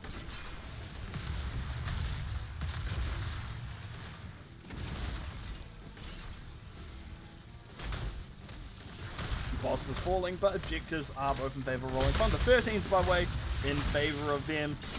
And we can see relatively standard array of picks as well. Kael'thas with a bigger bomb range. W on the Harker at 13 is interesting. What's that one even do again? Oh, that makes sense. There's a lot of bushes around. Good escape by Ping. And B-Man, very aggressive in back line already. Objective being picked up again by Rolling Thunder. Creepy Crawly Spiders still down there 16s. Big thing to note. Nice double Gravo Bomb. Ice Wall stopping a few on their tracks. That is going to be Go for Throat used, and that's going to be Kael'thas going down. Ice Wall cannot save everyone, however. Go for Throat used again as it did get that reset. Nice. Knockback as well, so Ping's able to get out. Grizzly rolls. Osprey getting hit by stun, getting hit by root, getting pushed back. Auxilium realizing they need to pull now, and I think that can't have been back off cooldown for very long. Yeah, the boss start was a little questionable. Yeah, absolutely not questionable was the boss. It was all questionable, that boss. I don't think anyone should have touched it there. Especially if you know there's a false start on the map. There is a lot of knockbacks and stoppers on the side of Rolling Thunder. You have Wind Tunnel, you have May, you have Dahaka with E Talon at level 4. We have a dead Greymane, we have a dead Meteo. Ice Wall stops things, stay on listen to stuff, things like it's a messy call either way. But that is now a double kill. And Zerg is pretty much done, but you've still got a lot of push to give. Oh, Ping doesn't find the tongue there, and they're taking a decent amount of shots, having to pop their essence, and they get out safely enough. And now everyone's stopped again. We're going back to a rat. All random, all top. The Zerg are They're gonna steal, aren't they? Oh, no, they're just wholesale halving. Okay.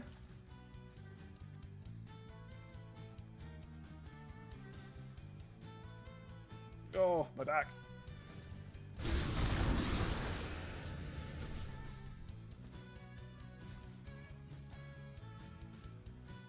Right.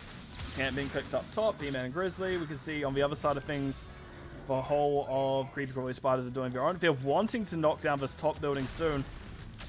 Burrow charge going in. Ah, Icefall didn't find anyone this time. And that's a quick double kill.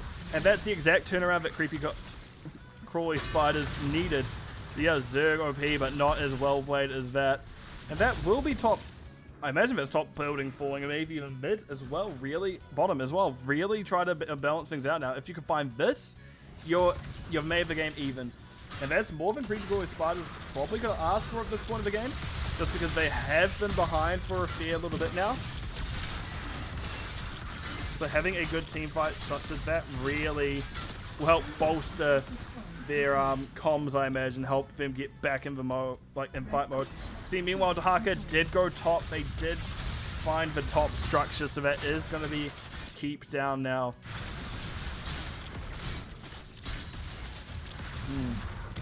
And bot, they don't really find too much more either. They at least got one fort.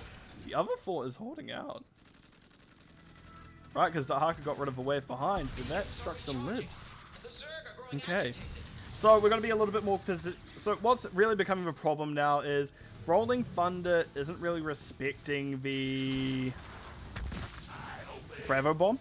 The Gravo Bomb is catching 2 to 3 every single time, and that's been absolutely punishing for them.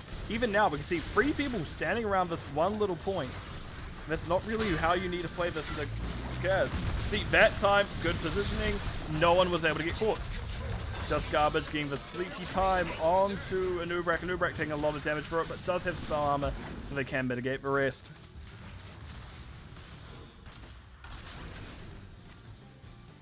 But yeah, excellent invade. Both teams are doing very well invading camps this game. Defending your own camps, not so much, but they're great at evading. Invading, yes. Oh, Vom has been like, I actually don't want to be here, guys. There's an angry bug. Dodges it, actually. Oh, that's a lot of damage to Gib. Gib does have a stairs, however. Nice push back. Light Bomb finding one just for me. Meanwhile, we can see Bomb and Just Garbage running up top. Grizzly is running down the Chromie. Chromie has to hourglass herself. We can see that Grizzly is the one having to back on up as Grey Man was wanting to dive on her, but couldn't in the end. Still a very spread out fight. Bomb is stepping on top objective. Meanwhile, there is a rather large wave pushing in top with 3 catters, so that's going to have to be something to keep in mind. Ice Wall finding one, and Gravo Bomb not finding any. And that is going to be Greyman going down. There's a Burrow charge with the Ping. Ping does have to put their health back up. Hourglass once again stopping people. Double pull coming out. Primary Meteor being helped all the way back to core almost.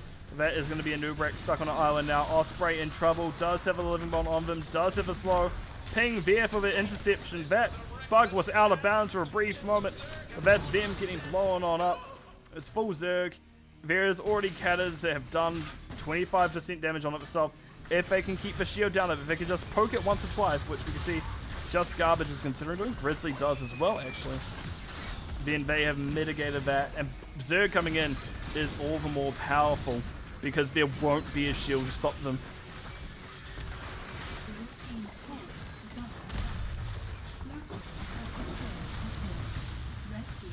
Cordona, that's drag range. Isolation does not hit. Gravo Bomb is up to, but it doesn't quite find any fun. Does find all the minions.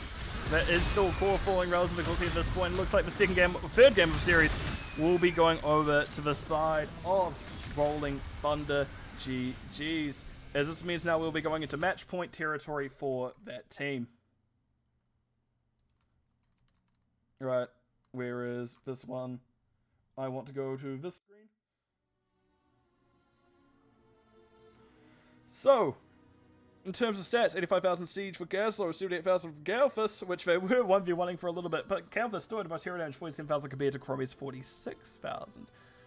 Healing, 60,000 Anduin, 56,000 Deckard Kane, and Siege, 98,000, Jesus, 9,800 on Gazlowe compared to about 8,500 on Dahaka. Let's see if anything turns out. In terms of talents, I was like, what? Alright. Bomb build Gazlowe, very interesting. Not really used as much in off lanes. More often not in off lanes we see auto attack or laser build. But bomb build can still get a decent amount of value, especially because you do have percent damage you're picking up at 4.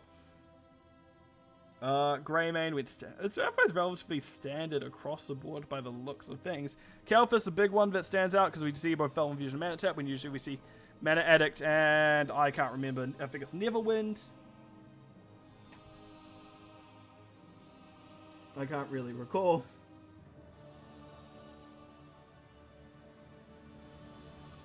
So yeah, I can't really recall that, but I know it's not usually Mana Tap. Definitely an interesting one to me, but it does scale pretty well into late game. Usually more often not, you do see it with the Mana Tap one at 1, just because you do have a bigger mana bar, and obviously a bigger mana bar, you're going to tap, and it's going to give you more mana.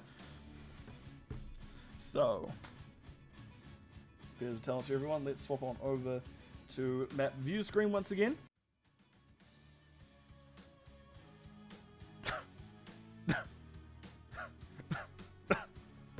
Wow!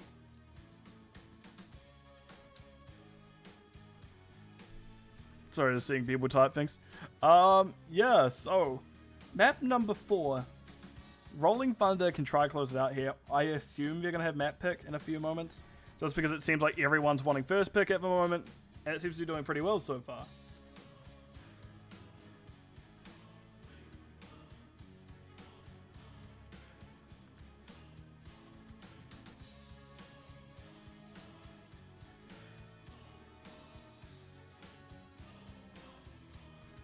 I don't even know what's happening in that NGS chat. He's being weird again. Yeah. Oh, update score. I've just remembered I've got to update the score. I know someone's going to tell me in this next 30 seconds. But yeah, whoever seems to choose map seems to lose it. Or I guess whoever gets first pick seems to do well with it, I think is the best way to put it.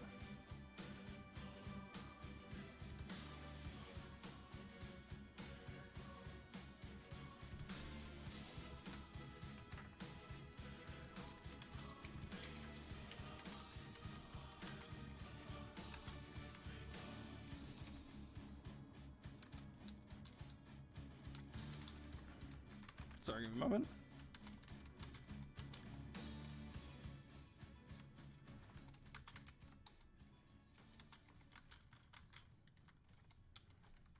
Right, and it looks like we'll be going to Alterac this time around. Okay.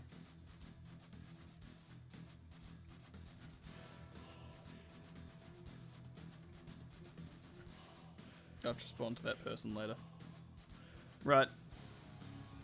Oh my god, everyone's on the right. Oh, everything's been set up before I even got here. Look at them go. They've learnt today. What on earth? I'll have to look at that later. Sorry, it's about the spray fat fingers. Oh, that's what happened.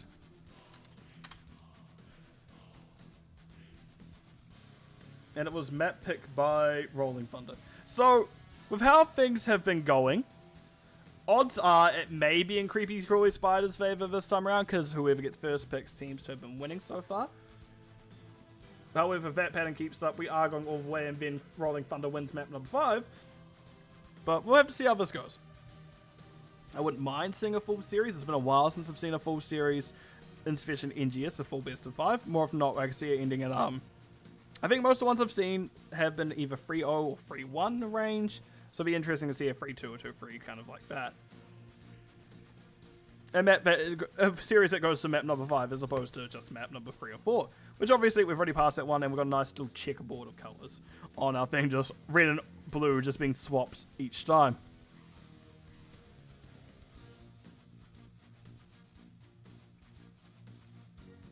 So, I'm very interested to see what strategies the teams bring to the field this time around. Just because, like, the bigger map did seem to favor Creepy Crawly, not Creepy Crawly, Rolling Thunder. They did seem to really enjoy that Cursed Hollow map. They had a lot of split push, they were able to get away with things. So imagine if we may see a Samurai band this time around. That is definitely something to keep in mind of, because they can just push if they so choose. I wouldn't mind seeing some other weird picks coming out from the side of Creepy Crawly Spiders. Hell, put a Zagara in. Why not? Mess around a little, live a little, put a Zagara in. Offlane Rhaegar.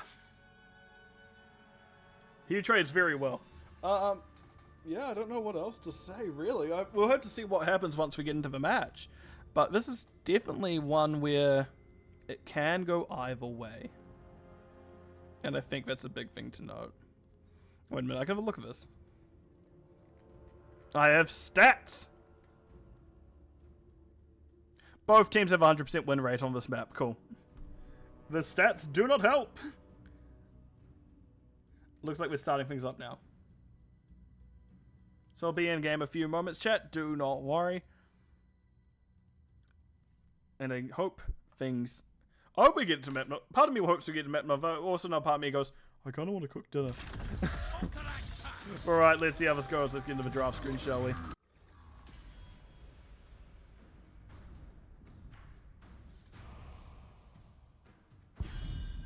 Right.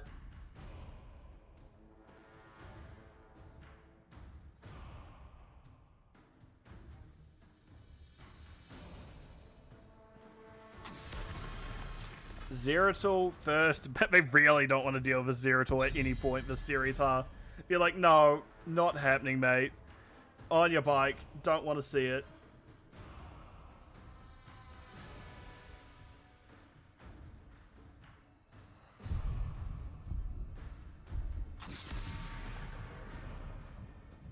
And Felstar banned out once again, but last time Felstar was banned out by the team, it didn't go too hot for them.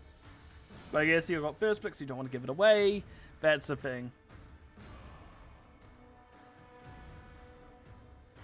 Felstar just is a good hero, and people do seem to forget that. Something I know I need to get better at. I just seem to die sometimes when I'm playing him. And Samurai banned out as expected.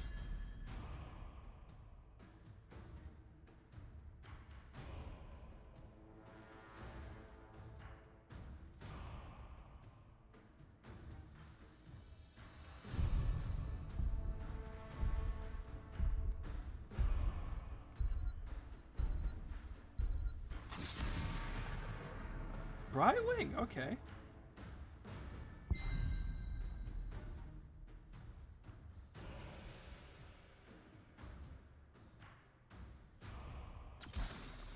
Dahaka first pick. I don't mind it. I quite like it. It's a big map. Dahaka, global value, excellent enough. I'm wondering why Brightwing was banned. It hasn't been banned yet this series. I guess it is a bigger map, so you're concerned about the healer picking it up. But also, is it more that they're also concerned about the polymorph? Is this going to be where we see something interesting such as Kira come in? I'd love to see Kira come in. Junkrat, first time Junkrat got through the series and Grizzly picks it up pretty quick. Joanna picked up as well by B-Man, so three very strong heroes picked off the bat. Probably one of the strongest offlaners. Junkrat probably being one of the just most annoying / strongest heroes in the game currently. Joanna also being arguably the strongest tank at the moment. I say it for a moment like things are going to change. Tank in general. Speaking of the strong heroes, we do see Rhaegar come through, has been known for their Tira needs to pick up, and Orthea picked up for the first time this series. So we're getting a lot of heroes that have been banned out so far being able to come through this time around. So the question is, why the Brightwing ban instead of Orthea? ETC? I think just get rid of all globals possible.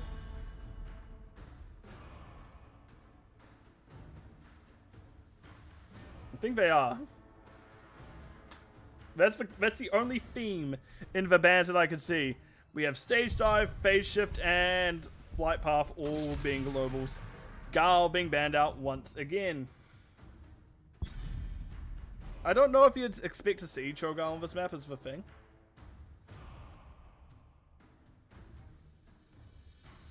Maybe it was because we do not see any picks.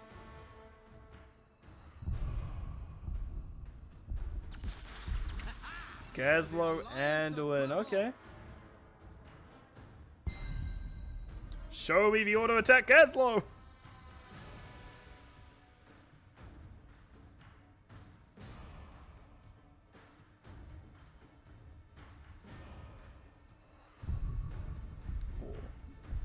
So, what's the last 2 picks? You still need tank. Maybe a new Breck again. Greymane again. No, Exilium was Greymane. Sylvanas, okay. So we may see a little bit of a spread wing strategy from Rolling Thunder, making sure they can slow down every lane possible. Because, well, I don't expect... Something on my desk just went thud, and that's very concerning. I don't expect the Sylvanas side to go anywhere that is mid lane. They're going to go anywhere else, I should say. It's probably a better way to phrase that sentence. In Tychus by Vom. About damn time. Right. So VRL compositions, I do like Tychus at the end. Definitely makes Nubrak feel a bit squishier, but isn't necessarily the strongest pick here. Can still get picked up by Orphea and Sylvanas. So, I'm very interested to see what happens here. This may be a Creepy Crawly Spider map. This may be a Rolling Thunder map. Either way, we'll see what happens once we get into the game.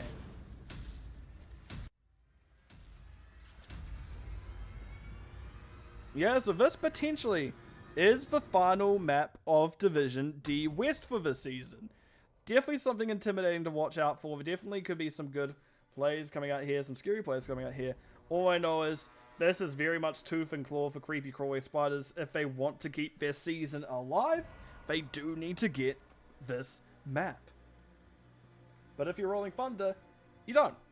You do just kind of, you can just kind of, well, you don't need to, well, if you're Creepy Crawly Thunder, yes, you do need to win this map. What am I on about? Either way, teams need to win this map. I think Rolling Thunder want to close this out now so the stress goes, but Creepy Crawly Spiders may want to keep, definitely want to keep that alive. So, obviously the Creepy Crawly Spiders going top, because of course they do Vera Sylvanas team. We do see they've got Cordona on the Rhaegar, Auxilium, Orphea, Osprey, Anubarak, Gib on the Sylvanas, and Primary Meteo on the Dahaka. On the other side of things, we do see that it is going to be Ping on the Gazlo, B-Man, Joanna, Grizzly, Junkrat, just Garbage Hand, and going top immediately is going to be Vom on the Tigers. In terms of builds, we do see it as Grenade build Tigers, who does have a little bit extra Rave Clear? Oh god, he's noise control. But no, we do see it as going to be Auto Attack Gazlo, Big Game Hunter indicating that. Orphea Q build, we do see Joanna pretty quick up here, does blind. And that's a pretty good defense, stopping for any kind of cheese coming out. That is Rhaegar, caught at the gate, Cordona taking a lot. Also, there has been a little bit of roll swapping the side. So, Cordona, I believe, was damaged last map, not this time around. Osprey's half is cancelled, meanwhile Burrows down bottom. Primary Meteor. Map pick loses so far, yeah, that's the thing, Gossiper. So, in theory, if the pattern continues, Creepy Crawly Spiders win this. However, both teams have done very well on this map. Both teams have very strong compositions. This could go either way. But now we can see things set up in propositions. Cordona starting their own camp. Junkrat and Grizzly on theirs. I see the same character twice. Junkrat and Anduin there. And B-Man getting auto attacked.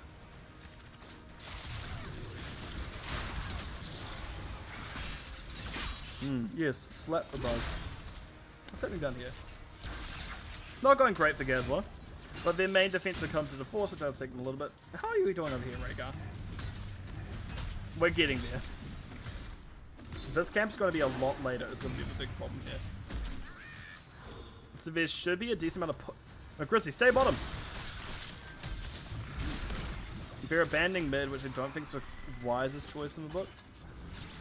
Gib is going to be fine. But yeah, this camp is now cleared for free is a big problem here. Leaving B-Man alone to clear it is not a good, not going to be the best of times for the B, half man. Interesting we see Hold Your Ground on Joanna. I've come to not really like this talent, just because every time I see it, it doesn't tend to go well for the Joanna user. More or not, we do see Subdue being more effective. About that, we see Master Assassin on Tychus being the over quest here, and Gazlo did go into the auto attack turret build. Turret's being dropped, equal shielding. Nice concussion mine on Osprey going back in, B-Man, getting a little bit of a pull. Also, Rhaegar's, I know it's full Q build, or a static Q build, totem Q I should say. And Orphea going kind of a hyper carry build, going Qs. Okay. That could be very scary. How are we going bottom? Oh, that's a problem. Good turret. I don't think they get out. Nope, they're getting tickled by the swarm around an Tahaka, and they go down, unfortunately. You can see, this camp already been picked up again. Sure, there's a little bit of experience advantage now in favor of creepy crawly spiders. The camp pressure can also add up a lot of extra. B-man blind. Oh, look at him go. Running out of blinds though.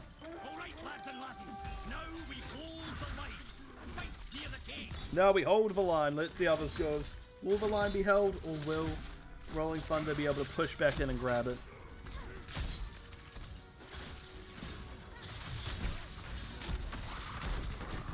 B-man needs to hold high for the rest of the team. Here we go. Grizzly is on it. They do channel it over. We have to unlock it again if we want this camp.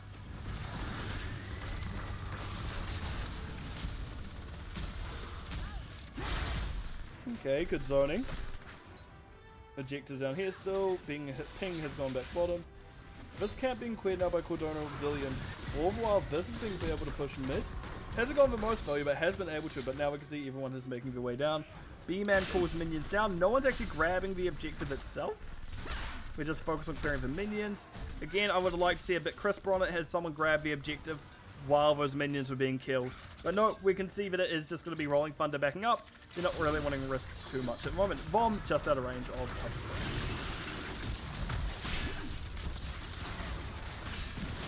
Being onto Grizzly, very interesting. And Sylvanas pushed away.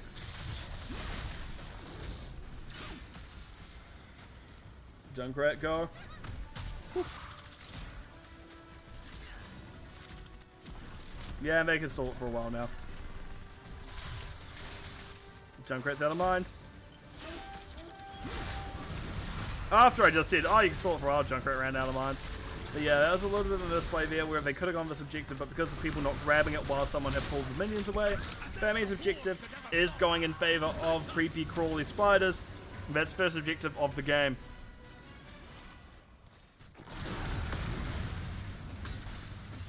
What you gonna do about this ping? You have a lot of aggression coming out. Fortunately, Sylvanas is not here. Sylvanas is on top, so you do have at least that little saving grace if it's not the easiest to fort dive you. We'll have to see how it goes. Meanwhile, top by way, there are two up here to clear. Vom and Grizzly. B-man's come down bottom now as well, so mid gets some free push. Okay. Blind coming out, removing some Orpheus damage. Nice stun, good blind. Pull onto Gazlo, but Gazlo should have a turret. Nope, they do at least have a pull. So they are able to live a little bit longer. So this is getting a lot of value, this objective so far, but there are 4 people here, keep that in mind. Tychus, are you just half it? Yeah, Vom has to back up. So this could potentially be 2 free structures lost here for the side of Rolling Thunder. It's definitely 1. Is it 2 is a question.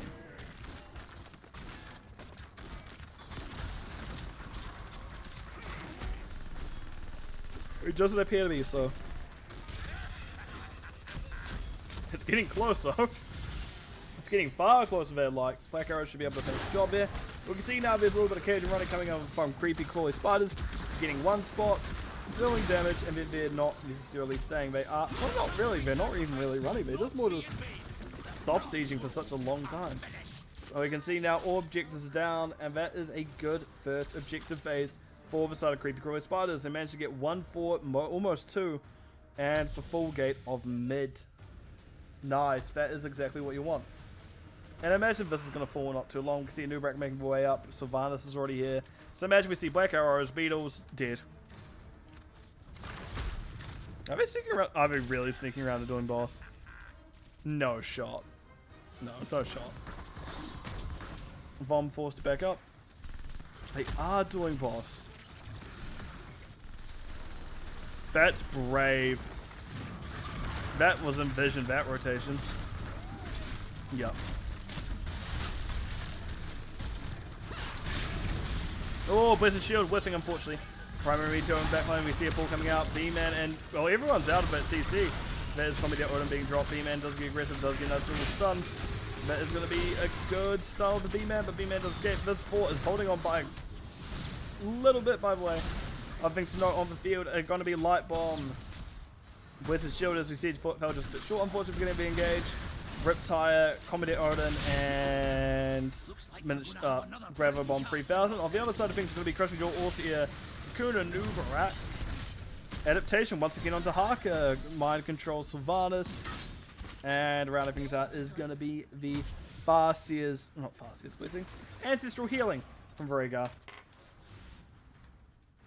Yeah, so we're getting a little bit of rotations, getting a little bit of mess around the place now, making sure that no one's quite going to be sure where the next strike is going to hit.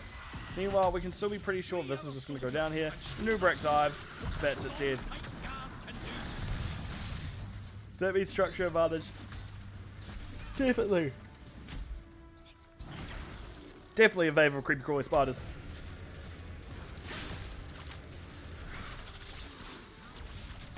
Mind control whiffs. Ping and B-Man just trying to slow things down while Grizzly and Just Garbage do the objective behind them. Tychus still making his way up. I mean, those two managed to keep off a full 5 of creepy crawly spiders is pretty good all in all.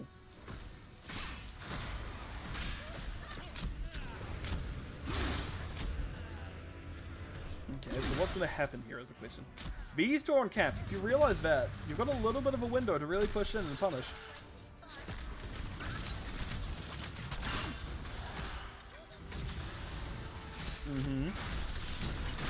Oh. Oh no, that's a lot of damage. Oh, Riptide bumps primary Meteor out. This is the first objective that Rolling Thunder has actually been able to channel so far, so whether they get it is going to be the big question mark to this. Sylvanas is going to be pushing into these gnolls. But fortunately that pulls Junkrat away, so now you got a little bit of a window. Crushing Jaw's coming out, Vom gets pulled in, doesn't get stunned.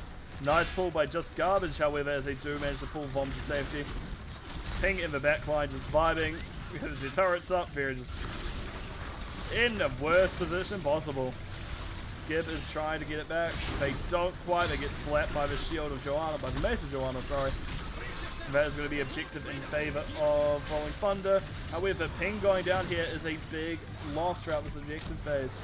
That is one less person to push with, and that's one less person to help really step up with. As you can see, bottom fort goes down.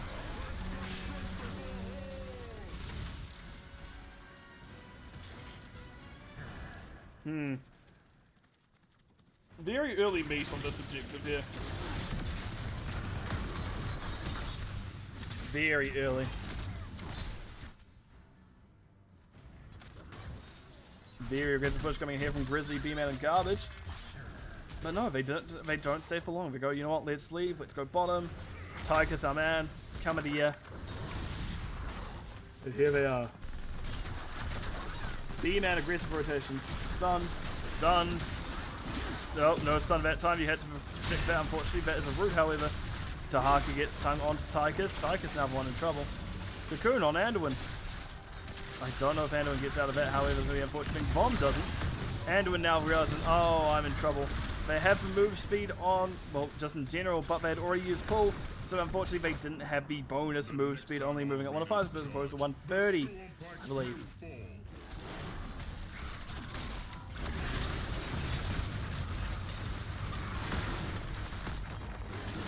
It's why I don't really like this talent.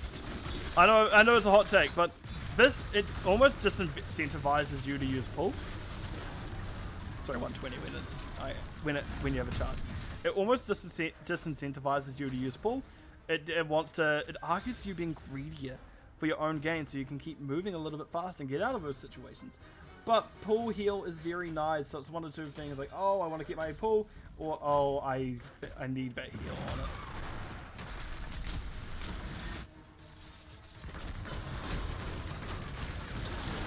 I know that's the weirdest take I'm probably going to say for a while. Also, top boss being done after bottom. So back-to-back bossing for the side of creepy crawly spiders. Too thirsty, way too thirsty for Dino. What? What? Oh, Dahaka, right. You know what to do. Yeah, potentially. I mean, look at him. Oh, where is he? There he is. Look at him. Oh, well, shut up. Never mind. There we go. But yeah, this has been a very good map for Creepy Crawly Spiders so far. Remember, Rolling Thunder has come back from behind both times, so it's definitely don't count them out yet. Their late game seems to be very effective.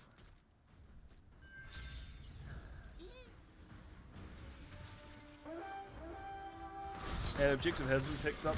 Well, it's been started by Rolling Thunder.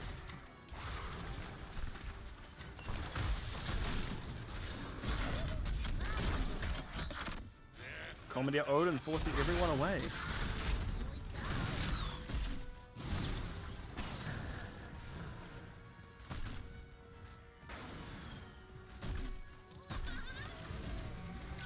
Mind control falling short.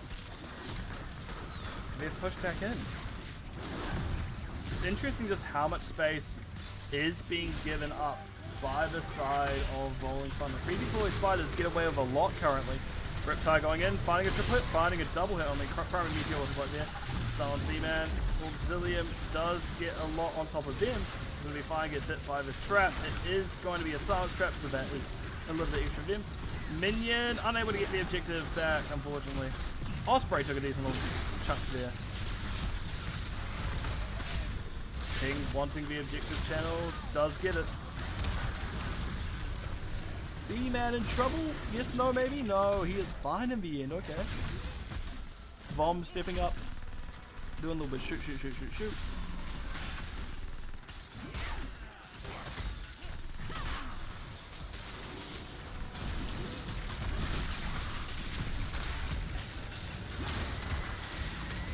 Nice tongue onto Anduin. But that is not... Oh, they're going to find Anduin? Yes, they are. Vom is too low. B-Man's getting pretty low as well. Osprey nearly went down, but did not. But yeah, so this is once again looking like to be a good favor for Rolling Thunder. 20s that may change, but there's still good 20s on both sides. You have a Rewind on an Uberak. You have Rhaegar, Farseer. Like, there's a lot... Oh. That's a good kill right now. That's a good cocoon. That should be a kill off this cocoon. Don't mind control. She doesn't really mind.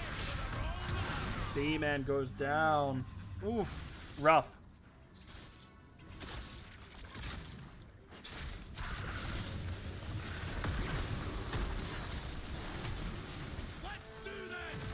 Oh. Sorry about yawning, everyone. There's just some heavy siege coming up from Creepy Crawly Spiders. Bomb zoning. Neck dropping.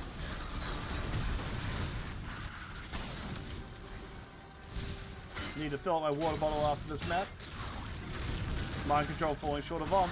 320 once again, so a little bit of cooldown left on that. She went Withering Barrows last time, so maybe not.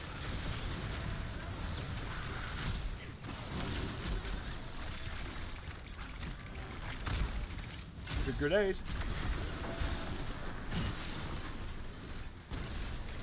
Let's at this point leave this objective alone. It dies out anyway. You really want to just move up to the next one. Osprey losing a lot of health. Nice Riptide hitting 2. That is a 20 advantage by the way for this side of... Oh, a little bit of counter. For this side, Creepy Crawly Spiders, we can see that it is coming into blade. Ping takes a lot of damage, goes down. Bomb gets tongued in, goes down. And this looks like it may be a landslide or a little bit of a steamroll at the end for the win.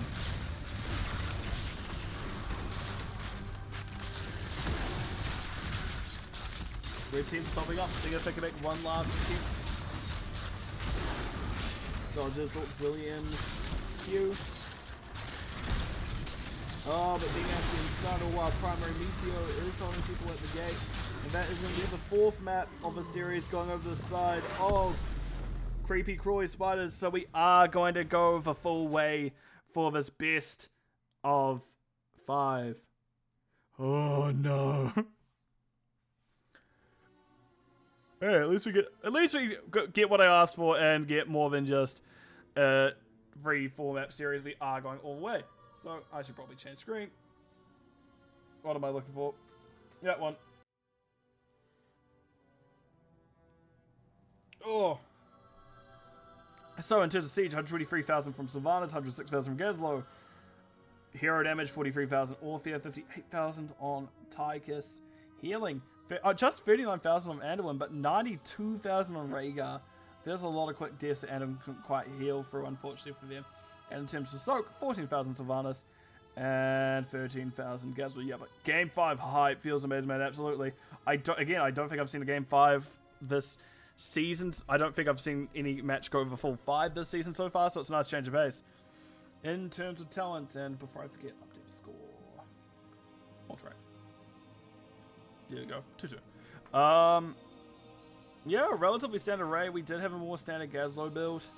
More standard offlane Gazlo build, I should say, where we do see the shields and turrets. Orphea Q build, kind of a newer hypercarry style of build from Orphea. Otherwise, everything else makes sense. Again, interesting to see Withering Barrage if you do have mind control. But it's worked out for Gibbs so far, so why not keep it going? Otherwise, other main things standing out is Surge of Light on Anduin. Not often you see this one, more often not you do see Piercing Light or the W talent at level 4, but definitely not this E talent. And unfortunately it didn't quite work out, but who knows if that was it's hard to say if it was talent or just something else. So we will veer away from it being talent, just say it's just something didn't quite click for the side of Rolling Thunder that time, but Creepy Crawly Spiders definitely did make it work.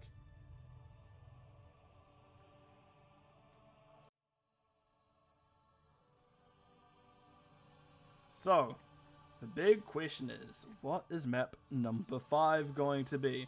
So, seeing the pattern so far, we're going to make a big assumption. Never mind, it's gone tier. I was going to say make assumption that Rolling Thunder is not choosing the map. And yeah, we can see Creepy Crawly Spiders did choose the map indeed. This is one that can go on for a while. Oh, I wish I had a standing disc at home. Got no Terra. And it is map picked by you.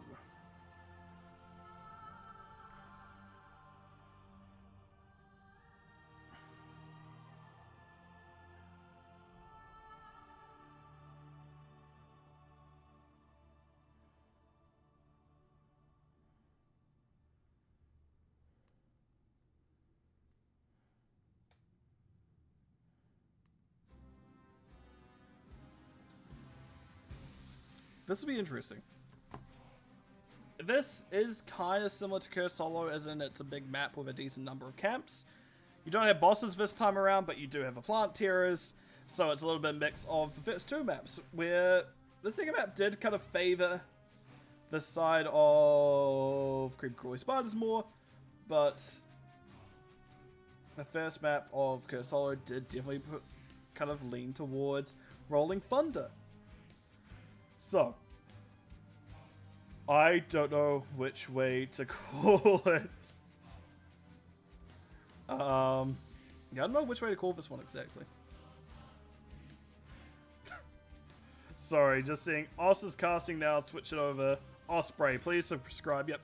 Subscribe to me, the Line Boss. No, this channel is also good. The Nexus Gaming series, while is a little bit less active at present, I do know that there have been rumors, there has been a video of Storm Division coming back next season for Storm Division Season 6, which would be the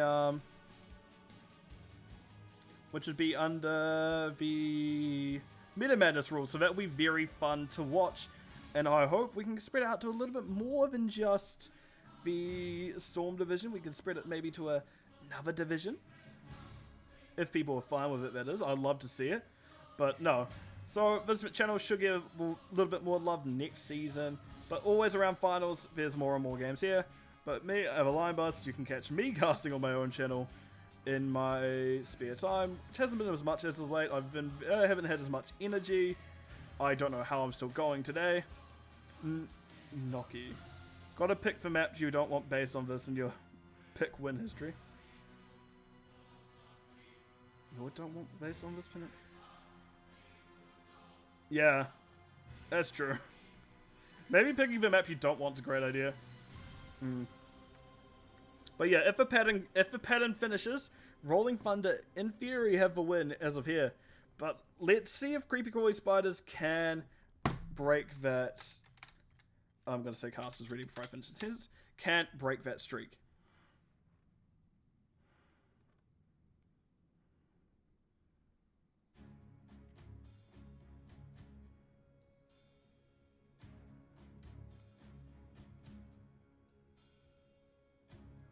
And it looks like we're just waiting on one person to get back. I don't know, Garden Terrace is such a good map for the side of, if it's anything like... If it's anything like Towers of Doom... Not Towers of Doom. Cursed Hollow. We're probably going to see a very close game. That first map was very close. I imagine we're going to see Samurai banned, Zeratul banned. I wouldn't mind seeing Dahaka banned out this time. I can't remember what else. We'll have to see. It's been a long series. I've forgotten all the heroes.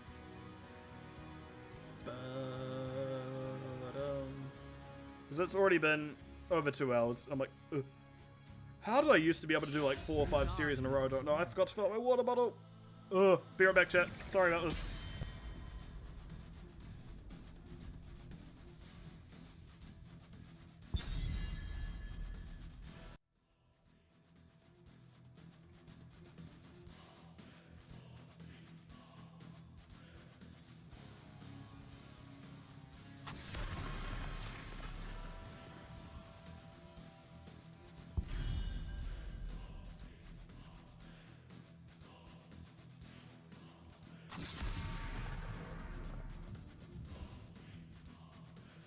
Gossamer, I'll absolutely agree. It is a lovely pattern to look at for the maps. But we are going to get back to into the draft now. So next time we'll see that either the pattern will stay the same or it will be broken. But in terms of bans, we do see Sylvanas and Dahaka banned out by the side of Rolling Thunder. On the other side of things, yep, Samurai banned out as well as Zeratul. Imagine we're going to see a Falstad first pick. Yes, indeed we are. On the other side of things, I don't know anymore. Are we still singing Ubrak? Do we see the Joanna picked up now? It's hard to say.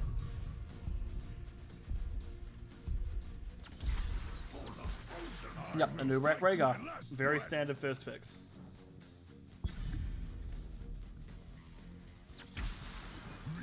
They got it in! Yes! What a strange map to have Cho'Gao on, though. What a strange map to have Cho'Gao on, but I'm so happy to see it in. I'm just like, oh, I get one fun one to finish it off. So the question becomes, how do they handle it? Hogger banned out, okay. I'd love to see Blaze here, in all honesty. But I don't think I've seen Rolling Thunder play Blaze this season. No, they haven't.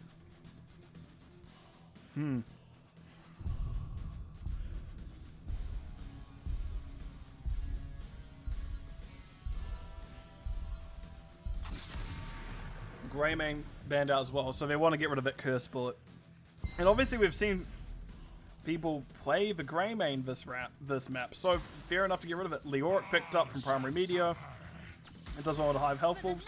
Orthea can also do well with the high health pool heroes.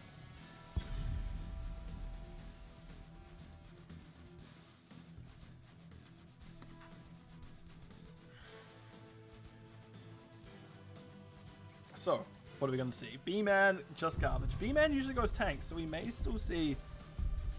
I'd love to see still something beefy coming up with it. Something that does add extra CC. Muradin, perhaps? Anduin Gul'dan, nope. I don't know, solo frontline Cho'Gao feels very volatile here. A bit of a meme vibe of DPS. Yeah, you're right there. I don't know how I feel about this comp. Usually you want something with beef as well to join in.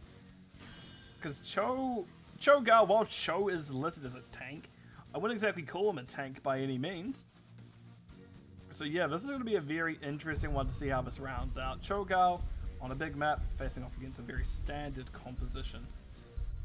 So I'm going to do is swap over to our map view screen one last time, and we'll see how it goes, I suppose, once the game has loaded.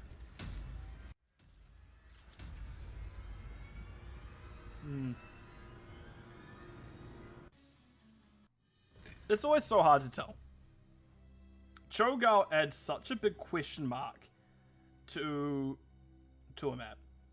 Just because the team either will know how to handle it, and it was picked early on, keep in mind, it was picked in the 2 free spot for the side of Rolling Thunder. So it may be something that Creepy Crawly Spiders can deal with. Will they be able to deal with? We'll find out in just a few moments. The battle begins shortly, heroes. So on the side of Creepy Crawly Spiders, we do have Gib on the Raynor. Cordona is going to be on Rhaegar, Auxilium, Orphea, Osprey, Anubarak, and Primary Meteor rounding things out on that Leoric. On the other side of things, we do see it is going to be Vomly 64 In 10 seconds. on the Cho and the Gal. So Gal being Grizzly. 5, Ping is going to be on the 2, Falstad. B-Man is going to be on the Drain Man himself, Gul'dan. And just Garbage running things out on the Anduin. Yeah, it'll be interesting to see, because you can put both Cho and Gal in the Cocoon. That's definitely something you've got to be careful of. In terms of talents, by the way, we do see in terms of quests, it is going to be the Drain build Gul'dan, actually. And Falstad is going to Q. So definitely heavy spell damage team comp. So Osprey has been doing pretty well into this, because Anubarak, good into spell damage. And we can see both B-Man and Falstad are spell damage. And Vom's going for a waddle holding his horse. Auxilium, gotta be careful. And that wave is gone. We're gonna get double rotates. Oh, okay, bitch. Let's see how that goes. Cho'Gao getting ready for camp. B-Man going, you know what, I'll clear wave. Good dodge on the spikes. You know, Falstad does pretty well into Leoric, so this... Oh, no, not again. So I do like this matchup up here. Yeah, Cho'Gao's definitely a strange choice. For this map in particular, it's a big map. I don't know. We'll have to see how Vomly 64 goes. As you hear, one camp being picked up top, which I would have rather than wait on this one, because again, you got one of those things where objectives bottom, so it's the longer rotate. But I do like this one coming out now. I'd like to see Bruisers coming out soon for the side of Rolling Thunder. Osprey is forced back aside. Auxilium has been left alone bottom. She's a bit afraid. You can see her. She's like, no one's showing. Where is everyone? But yeah, everyone rotating up here means that you're missing out on a lot of potential soak by Rolling Thunder. So Creepy Crawly Spiders need to utilize what advantage they're going to be getting from everyone disappearing from lanes. You can see now this bottom camp is going to be able to get cleared up. And these top two is going to be pushing at the same time though, so it's definitely not going to be the easiest. But you need to send someone down here already to really pick up that offlane, so... I don't think they're going to be going to first objective by the looks of things, however. But you are losing a lot down here already. And we see, I think Falstad is going to be the one to be boss to fly down. Burrow charge on a B-Man. No, he's just going to walk. But all while that's been happening, there's already been so much of this bottom structure taken that this is the problem with Cho'Gao. You've got one less body, and they Rolling Thunder, not Rolling Thunder, Creepy Crawly Spiders are making sure to punish Rolling Thunder for having that one less body, and we see bot goes down. Meanwhile, Cho'Gao doing the best top doesn't do as well into Primary Meteor as Falstad did, but we can see that Vomly 64 is able to get out. Gib has pulled, well, Cordona has pulled people away from Gib, so Gib's able to get that.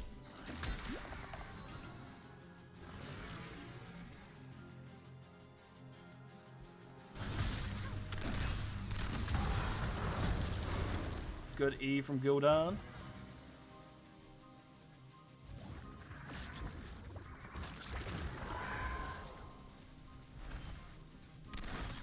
And the eye's gone. Cho'Gao's doing really well rotating and clearing these waves. Oh, not rotating, but clearing these waves by themselves. Very effective at it, I guess you are two heroes. Nope. Vomly gets stunned. Gets it. The Q does have a quick punch to get out. Is going to... Lost a decent chunk of health, but is ultimately fine.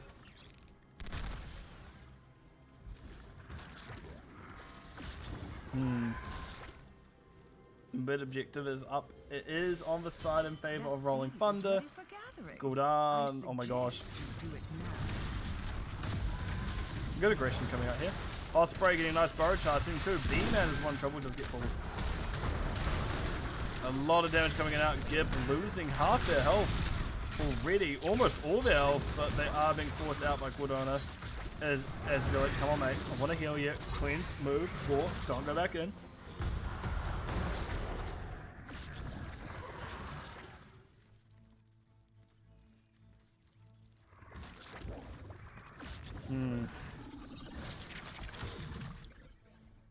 These are very even fights so far. But it is creepy Crawly spiders ahead on stock. B-Man in trouble with side note. Osprey taking a lot. Ooh, but they're not able to get it. Spell damage was taken by Cho'Gall in that instance, by the way. Keep in mind, there is still a whole structure already missing bottom. Like, this happened early. It's a very good advantage for the side of creepy Crawly spiders. I really just say less.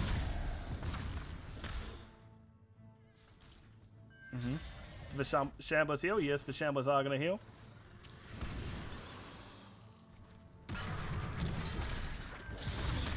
New bricks revealed themselves. Let's close this for a moment and zoom out.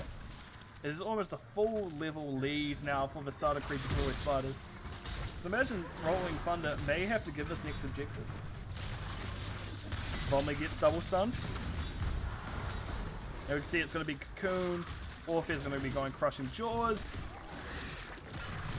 Entomb and Cocoon. Wow, that's going to be annoying to say later. Commedia Odin, and it is going to be the Ancestral Healing on the Rhaegar. And imagine we're going to see Raynor, Jimmy, drop his... Oh, he already did drop his Iberian into that building. Is going to go down. This is good aggression from creepy Crawly spiders. They need to break the trend somehow, so they're fighting an uphill battle. Also, welcome Velcome. I hope you're doing well this evening, late evening? I suppose it's almost 10 for you, right? 11 for you, right? Seed is on the verge of sprouting. Prepare to gather it. And Voriel, I forgot to say hi, but welcome as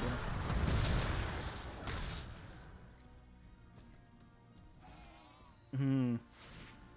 Ping clearing wave. Next seed being spawned.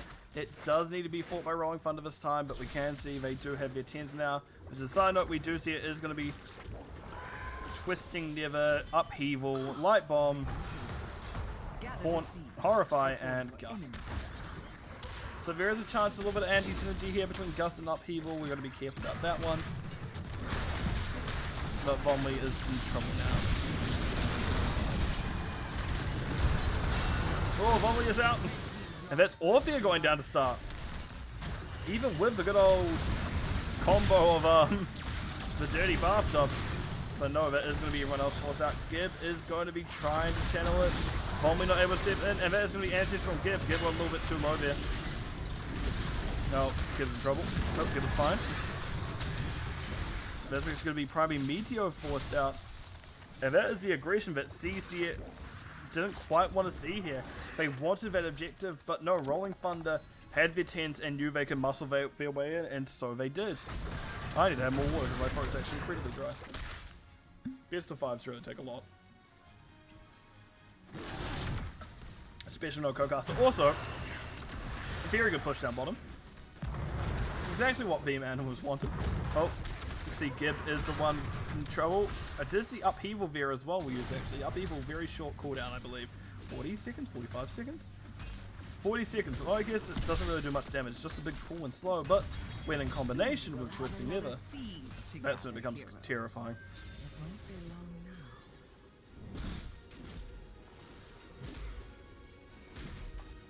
Oh, that's good water. Right, B-Man is going to be clearing bottom. This means they know that he's not nearby. They know, they being CCS, know that they have a man advantage up here at least. Will they be able to capitalize on it is going to be the question. Gather the seed, heroes, quickly. And Auxilium has a hit cancelled. Vom is in trouble.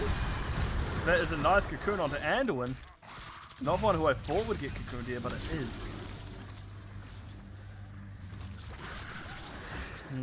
They're going to give. Interesting. Okay, that's definitely not the way I thought was going to happen, but we'll have to see how this goes.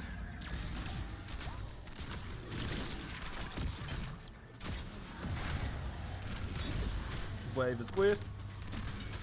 And I think just this front building is going to be given. But you know what? We can save the other lanes if we can just give this run a good spot. So that's all you can see. Three already, well, I guess 4 because of Cho'Gall. But 3 bodies already bottom. We can see that Falstad is set up ready to defend as needed. That is already 1 down. We can see mid getting rotated on. Top is going to stand to lose a little bit here at this rate though. Why does it go this great? That does not make sense. That's incoherent battle.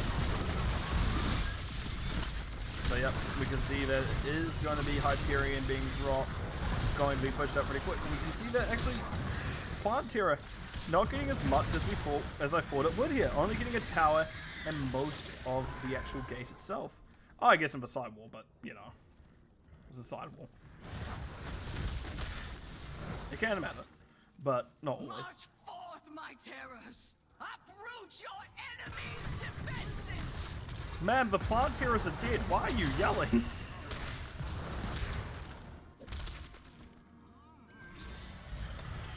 But yeah, still, it's actually become a bit more even as time's gone along. Rolling Thunder having that 1 kill did very much help even that up. But even now, in saying that, they're still going to be losing out on passive experience due to being down structures and not having any of their own. So they've got to work a little bit harder to get back on top, but they can make it work. Cho'Gall gets terrifying at 16 as most people will play against Cho'Gall. No, but even now they can still be scary enough as it is. But yeah, those leaden orbs if they come through are nothing to joke about. And it does look like we are getting orb builds, so I imagine we're going to see it come through. To gather another seed, heroes. Interesting we see auto attack Cho'Gall without the Hammer of Twilight. I guess they like the combo of upheaval plus twisting never better, but we'll have to see. I can always ask it. That's the thing. If they win, I can always ask it. If they lose, I can't. Her kids just died. Of course she's... But she said, go, my plant terrors. She was like egging them on to destroy things. I'm like, they're dead, man. Nice invade coming up here. Not wanting to seed. They are instead opting to run around camp, realize what's happening, go, you know what, that's fine. As Felstad's been left alone to do this. Unfortunately, if they were all here, this would have been a nice option, but I think if you're Felstad, you just need a leash at this point.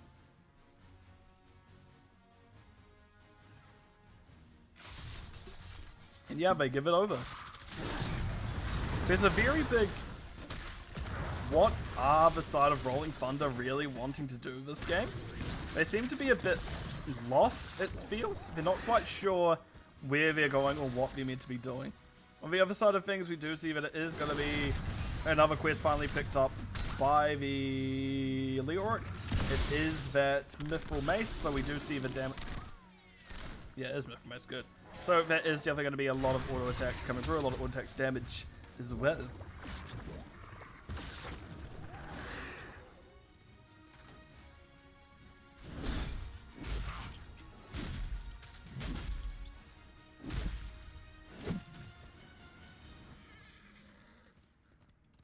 I like push coming on bottom. Tier 4 self-fly. I was going to say, I hope they don't fly into a stun, but they didn't.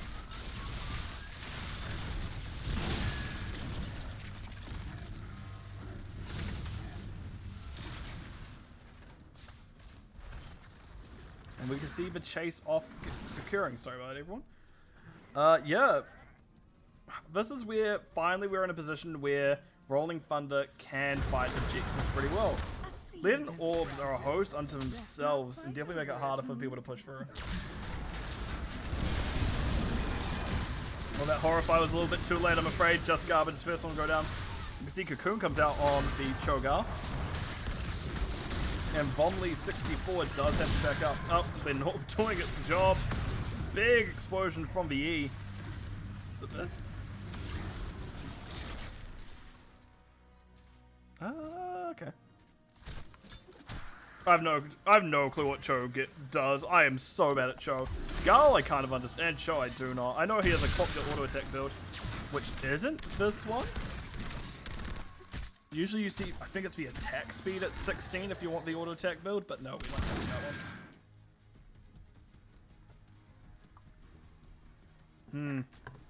What does the Cho'Gall team need to do to get back in this? They need to fight and they need to be able to avoid the dirty bathtub combo. They need to avoid Entomb. They need to make sure Orphea doesn't cast the Eternal Feast if it does come out. Gul'dan did have the right idea that time around. He did go to use the Fear, the Horrify on Orphea. Was just a little bit too late, unfortunately, and that was B-Man's demise in the end. Oh, Osprey has found the enemies and does get out to safety. Oh, upheaval. Safety is a very loose term. That's Cocoon. Osprey gets autoed. Osprey has the armor. Osprey gets to live. Oof. Despite Von Lee's best efforts, didn't quite get there. However, at least upheaval is a short cooldown. It's back up in a few moments. But you can't really give this over again. This is another plant terror. You don't really want to give this up if you're the side of Rolling Thunder. Oh, he found me. B-Man finds the objective. Yes, they do. So that's 2-2 now on the objectives. Nice dodge by Von Lee on the hand. Creepy hand misses.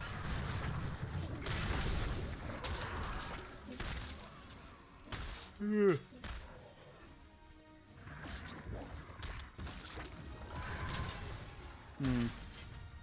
20's just around the corner. There's a creepy crawly spiders. In fact, they're through now. So there needs to be a lot of work from Rolling Thunder here to make sure that they can get 20s in time. Building's being attacked. Ooh, Volley charging through Osprey. And that is going to be Gul'dan breaking him out pretty quickly. All in all, stun, cool. That's dirty bathtub down. Any Gustas in chat? Nope, he's not going to use Gust there. But this is down 20. This is not necessarily a fight you want. Oh, and that's the anti-synergy I was talking about. I don't think you're hitting anyone twisting near the light bomb anyway, but still, that's a rough spot. And now you're missing some big tools for this team fight that you're probably going to need. Because I don't think that Rolling Thunder can take a full objective here. But looks like they're going to try to eat this objective, as weirdly as it sounds. It's pretty staggered actually coming in. You have a decent chance to clear out the top one first. But looks like we are going to see the major pressure bottom as Cho'Gall backs on up.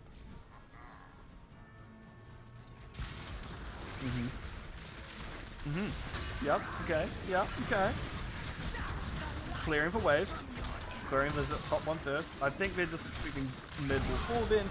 B-Man is going, maybe I don't want to be as close to them as I am. And they do back up a little bit. Just Garbage is there to catch them if need be. 20's just about for this, isn't it? Are people pulling too straight in? Oh, that is unfortunate. That's very good if you're the Cho'Gall team. Rolling Thunder getting 2 kills. 3 kills. Gal popping off. Gib being wind tunneled back in. That is 4. CCS fans, don't look at what just happened. CCS not fans, good news. I don't think, the problem is, they can't end off this. There's just so much, there's so little they've done to the enemy structures. Bottom is up, mid is up, top has only just gone down now, so keep is up, that they can't really capitalize off those kills. So we are still going to be in this game. My army grows, not for the terrors.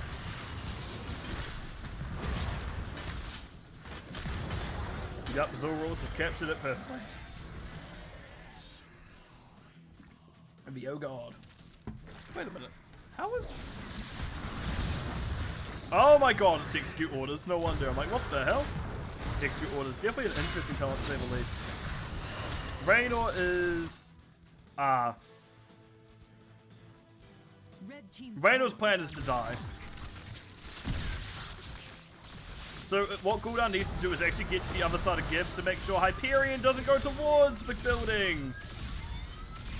Yep, so it goes towards the closest target hero because it was B-Man who got the kill. It went that way. Oh, boo. Boo this man, boo.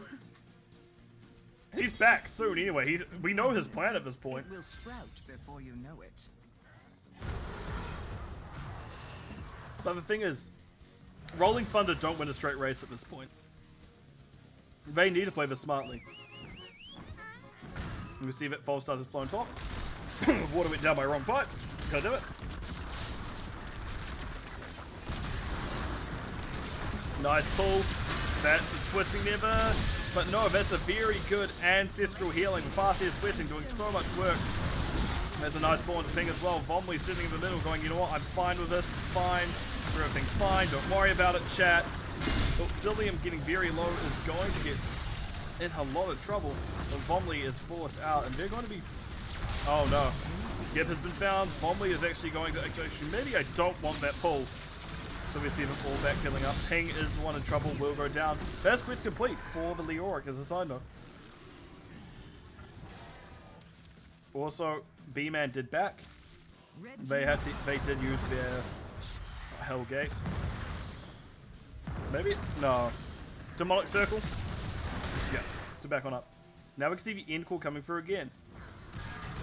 And we know that Gib, if they have Hyperion up, can do a lot of damage to the structure. And we can see that's the plan. Hyperion, die Hyperion. That is them going down, but once again, that's Hyperion pointed towards the building. That's Cho'Gao going down as well. So that will be all. That's a charge, that's a kill. And that is it. So, GG is called as the side of Creepy Crawly Spiders did break for Passion, and they found it in the end. GG's.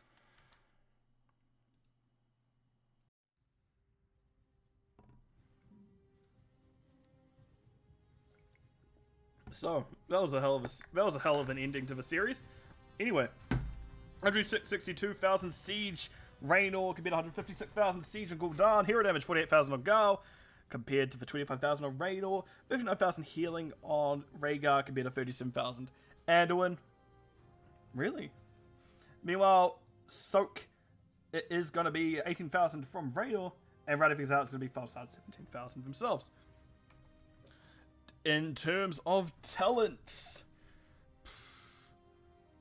we had definitely a more macro-heavy style play from Creepy Crawly Spiders coming out. We did see that it is the Executioner Rainer. No, Executioner?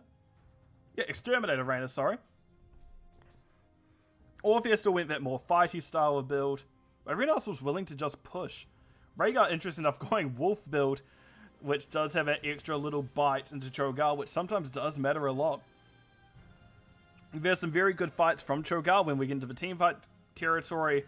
Upheaval into Light Bomb, Twisting Never did a lot of work, but it didn't quite get there in the end, as we did see people die all through it. So yeah, that was definitely an interesting thing to note. CCS, Cold Call Strangers, that's not their name. But what we're going to do is I'm going to jump into a channel and see if anyone's willing to join me, as my throat is slowly dying. Who is this? I don't know. Lobby 2. CCS. And let's see if anyone is willing to... I've nearly pinged the wrong channel. I want Division D. At collecting. No, that's the wrong team. There's so many CCS teams. Creepy. Anyone willing to join me?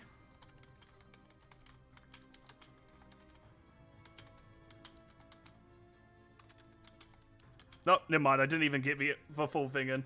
Cordona and Auxilium, how are you two feeling after that series? It's 110. 100%. That was... Oof. I almost yeah. forgot to unmute you guys in OBS. I'm like, wait a minute, I'm about to make a mistake I always seem to make. But no, that was... I think the only series I've gone the full 5 this week. How do you feel by the end of it? I'm certainly feeling tired. Oh, yeah. It was very nerve-wracking to say that. I blame Oz. He said we were going to have a 9-game series at the beginning. So this is his fault. Definitely his fault. Looks like he almost made on that promise. He was trying at least, getting us to at least 5. Yep. Oh my goodness. But yeah, considering what was just to briefly talk about the pattern before we talk about the games itself, it seemed to be whoever chose the map lost. How are you guys feeling about that in particular coming into the last game? Oh my gosh, Uh-huh. I don't know if anybody else was. I was thinking about that even before we went into the all track one. I was in the mentality of like, oh, we're gonna win this one because we coming at it from first pick. It's just like, it's just how it's going. And then I was like, oh no, we gotta break the cycle. Yeah, so how do you feel about breaking that cycle right on the map it mattered? Pretty good. Definitely, yeah. Yeah, that's not much else to say there. I did see chat mention it back like 3 hours ago at this point. There's mentions that Cho'Gao, Zeratul, and Samurai are all really annoying ones that the team had available to them. Were there any you kind of knew you could probably manage, or were you just going, oh, okay, we'll try get rid of as many of these as possible and see where we go? So, we knew that they have a Zeratul player on there that Hero's profile says is Masters level. So we knew that was getting banned every game going into this. Yeah. Yeah. The Samura we only really saw on one map, and it was Garden, in semis, I believe. And we were looking at it, and it's like, well, maybe not. This, like, maybe we can leave this up. So we went with the safe ban of the Junkrat, and the Samura was very good at doing Samuro things. Yes. Because it did feel like that first map, you guys were winning a lot of team fights. Just, do you think the macro was the main issue by the end of it, or what do you think you could have done slightly differently if you were to do that map again? Apart from ban Samurai. The Samurai was definitely hard to deal with. I think we just made some mistakes in some of the last team fights. We got a little like desperate and went to just a little like hasty on like our picks there and stuff, and our decision making should have taken a step back. But it is hard when we're racing the Samurai. But I think it was definitely a winnable game. We just had to, I mean, a lot of nerves. Everyone was like very jumpy, and we just got a little too wrapped up in it. And Orphea was banned out almost every map except the last two. Were you surprised it was able to make its way through in the last two maps? Because it did seem to work out very well for you guys. We were. I think really we just hoping. They had a specific strategy in mind for Alterac. I would not be surprised, based off the fact that they played the Cho'Gall on Alterac, both in quarters and semis, that's what they were going for, which is why they were banning all the globals. Yeah. So and banning all the globals and that being their strategy was, I assume, was why we were able to get a hold of the Orphea, because they got rid of Falstad, Brightwing, and ETC. Yeah. So that's why it came through the first time. The second time, I'm not sure. We were hoping it was going to go through too, because we knew they were going to pick the Cho'Gall on that map, and we were expecting it. So we wanted to pick the Rhaegar off because we knew that was a comfort pick for them with the Cho'Gall. And Cordona is a much better Rhaegar than I am, so we were really hoping that that we'd be able to do it like that. So it was nice when it went through, but that was surprising to us. Yeah, how often do you guys switch roles? Because it did happen a couple of times that map. Me and Cordona swap off healer and damage sometimes.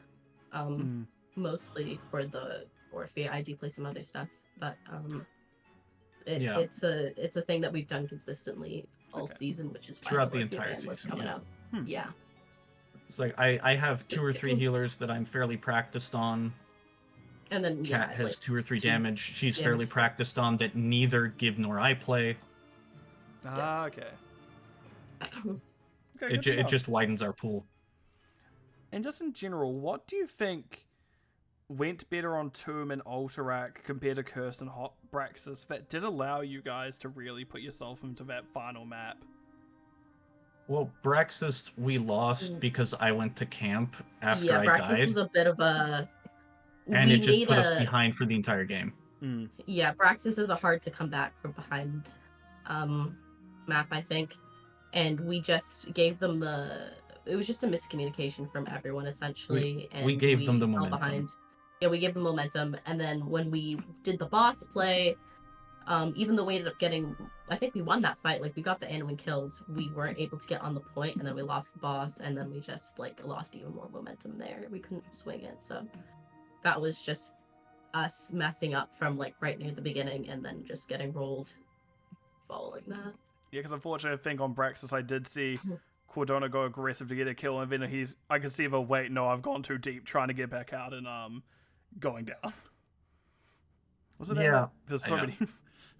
That's a classic Cordona move. So Okay, just good to know. Dying under fort, Yeah. classic Cordona move. Got it. actually, well, dying on fort, that's more my move. Okay. That's definitely more me. Got Ask Gib. it. Sounds like poor Gibbs just like, please don't.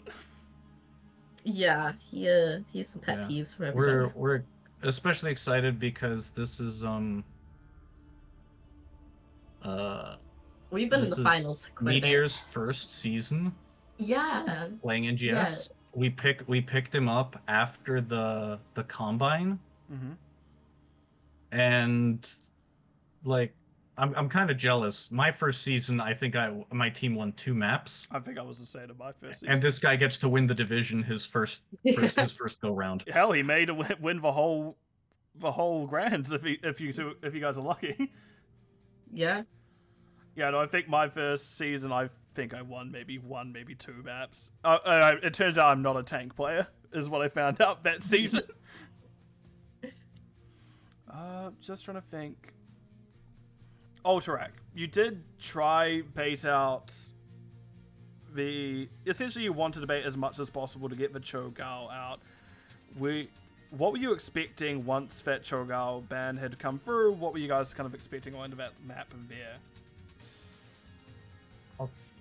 That's a pretty strong shot. We had no idea what they were going to pick off of it, Yeah. but It definitely seemed like they were a bit flustered with their picks there, because it was not like the Junkrat made sense, but I forget what their other div. I just remember it being a little like Tychus. Tychus. Yeah, it was just a little confusing to what they had been showing before, and not like what we were expecting based on our scouting, I think. Yeah, Tychus, Gazlo, Anduin, Junkrat, Joanna.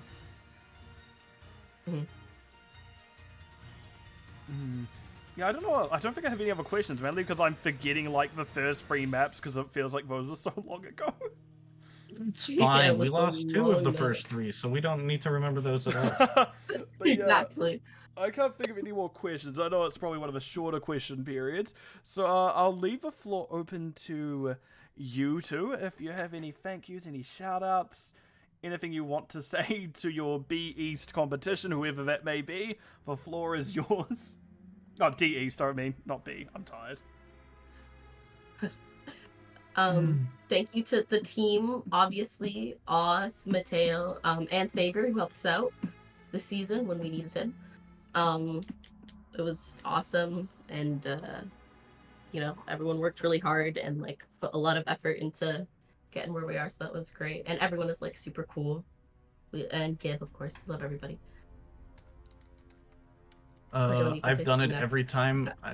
I've done it every time in the interview, but this has been the most balanced division Yeah. I've ever played in Yeah. 8+ seasons of NGS.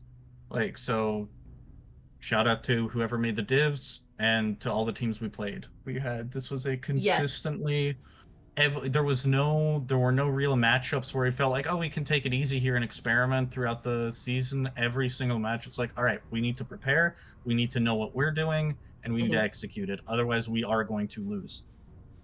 Yep. Shout out to the CCS organization as a whole. Shout out to Valk's mom, because she is a wonderful lady. Rest in peace.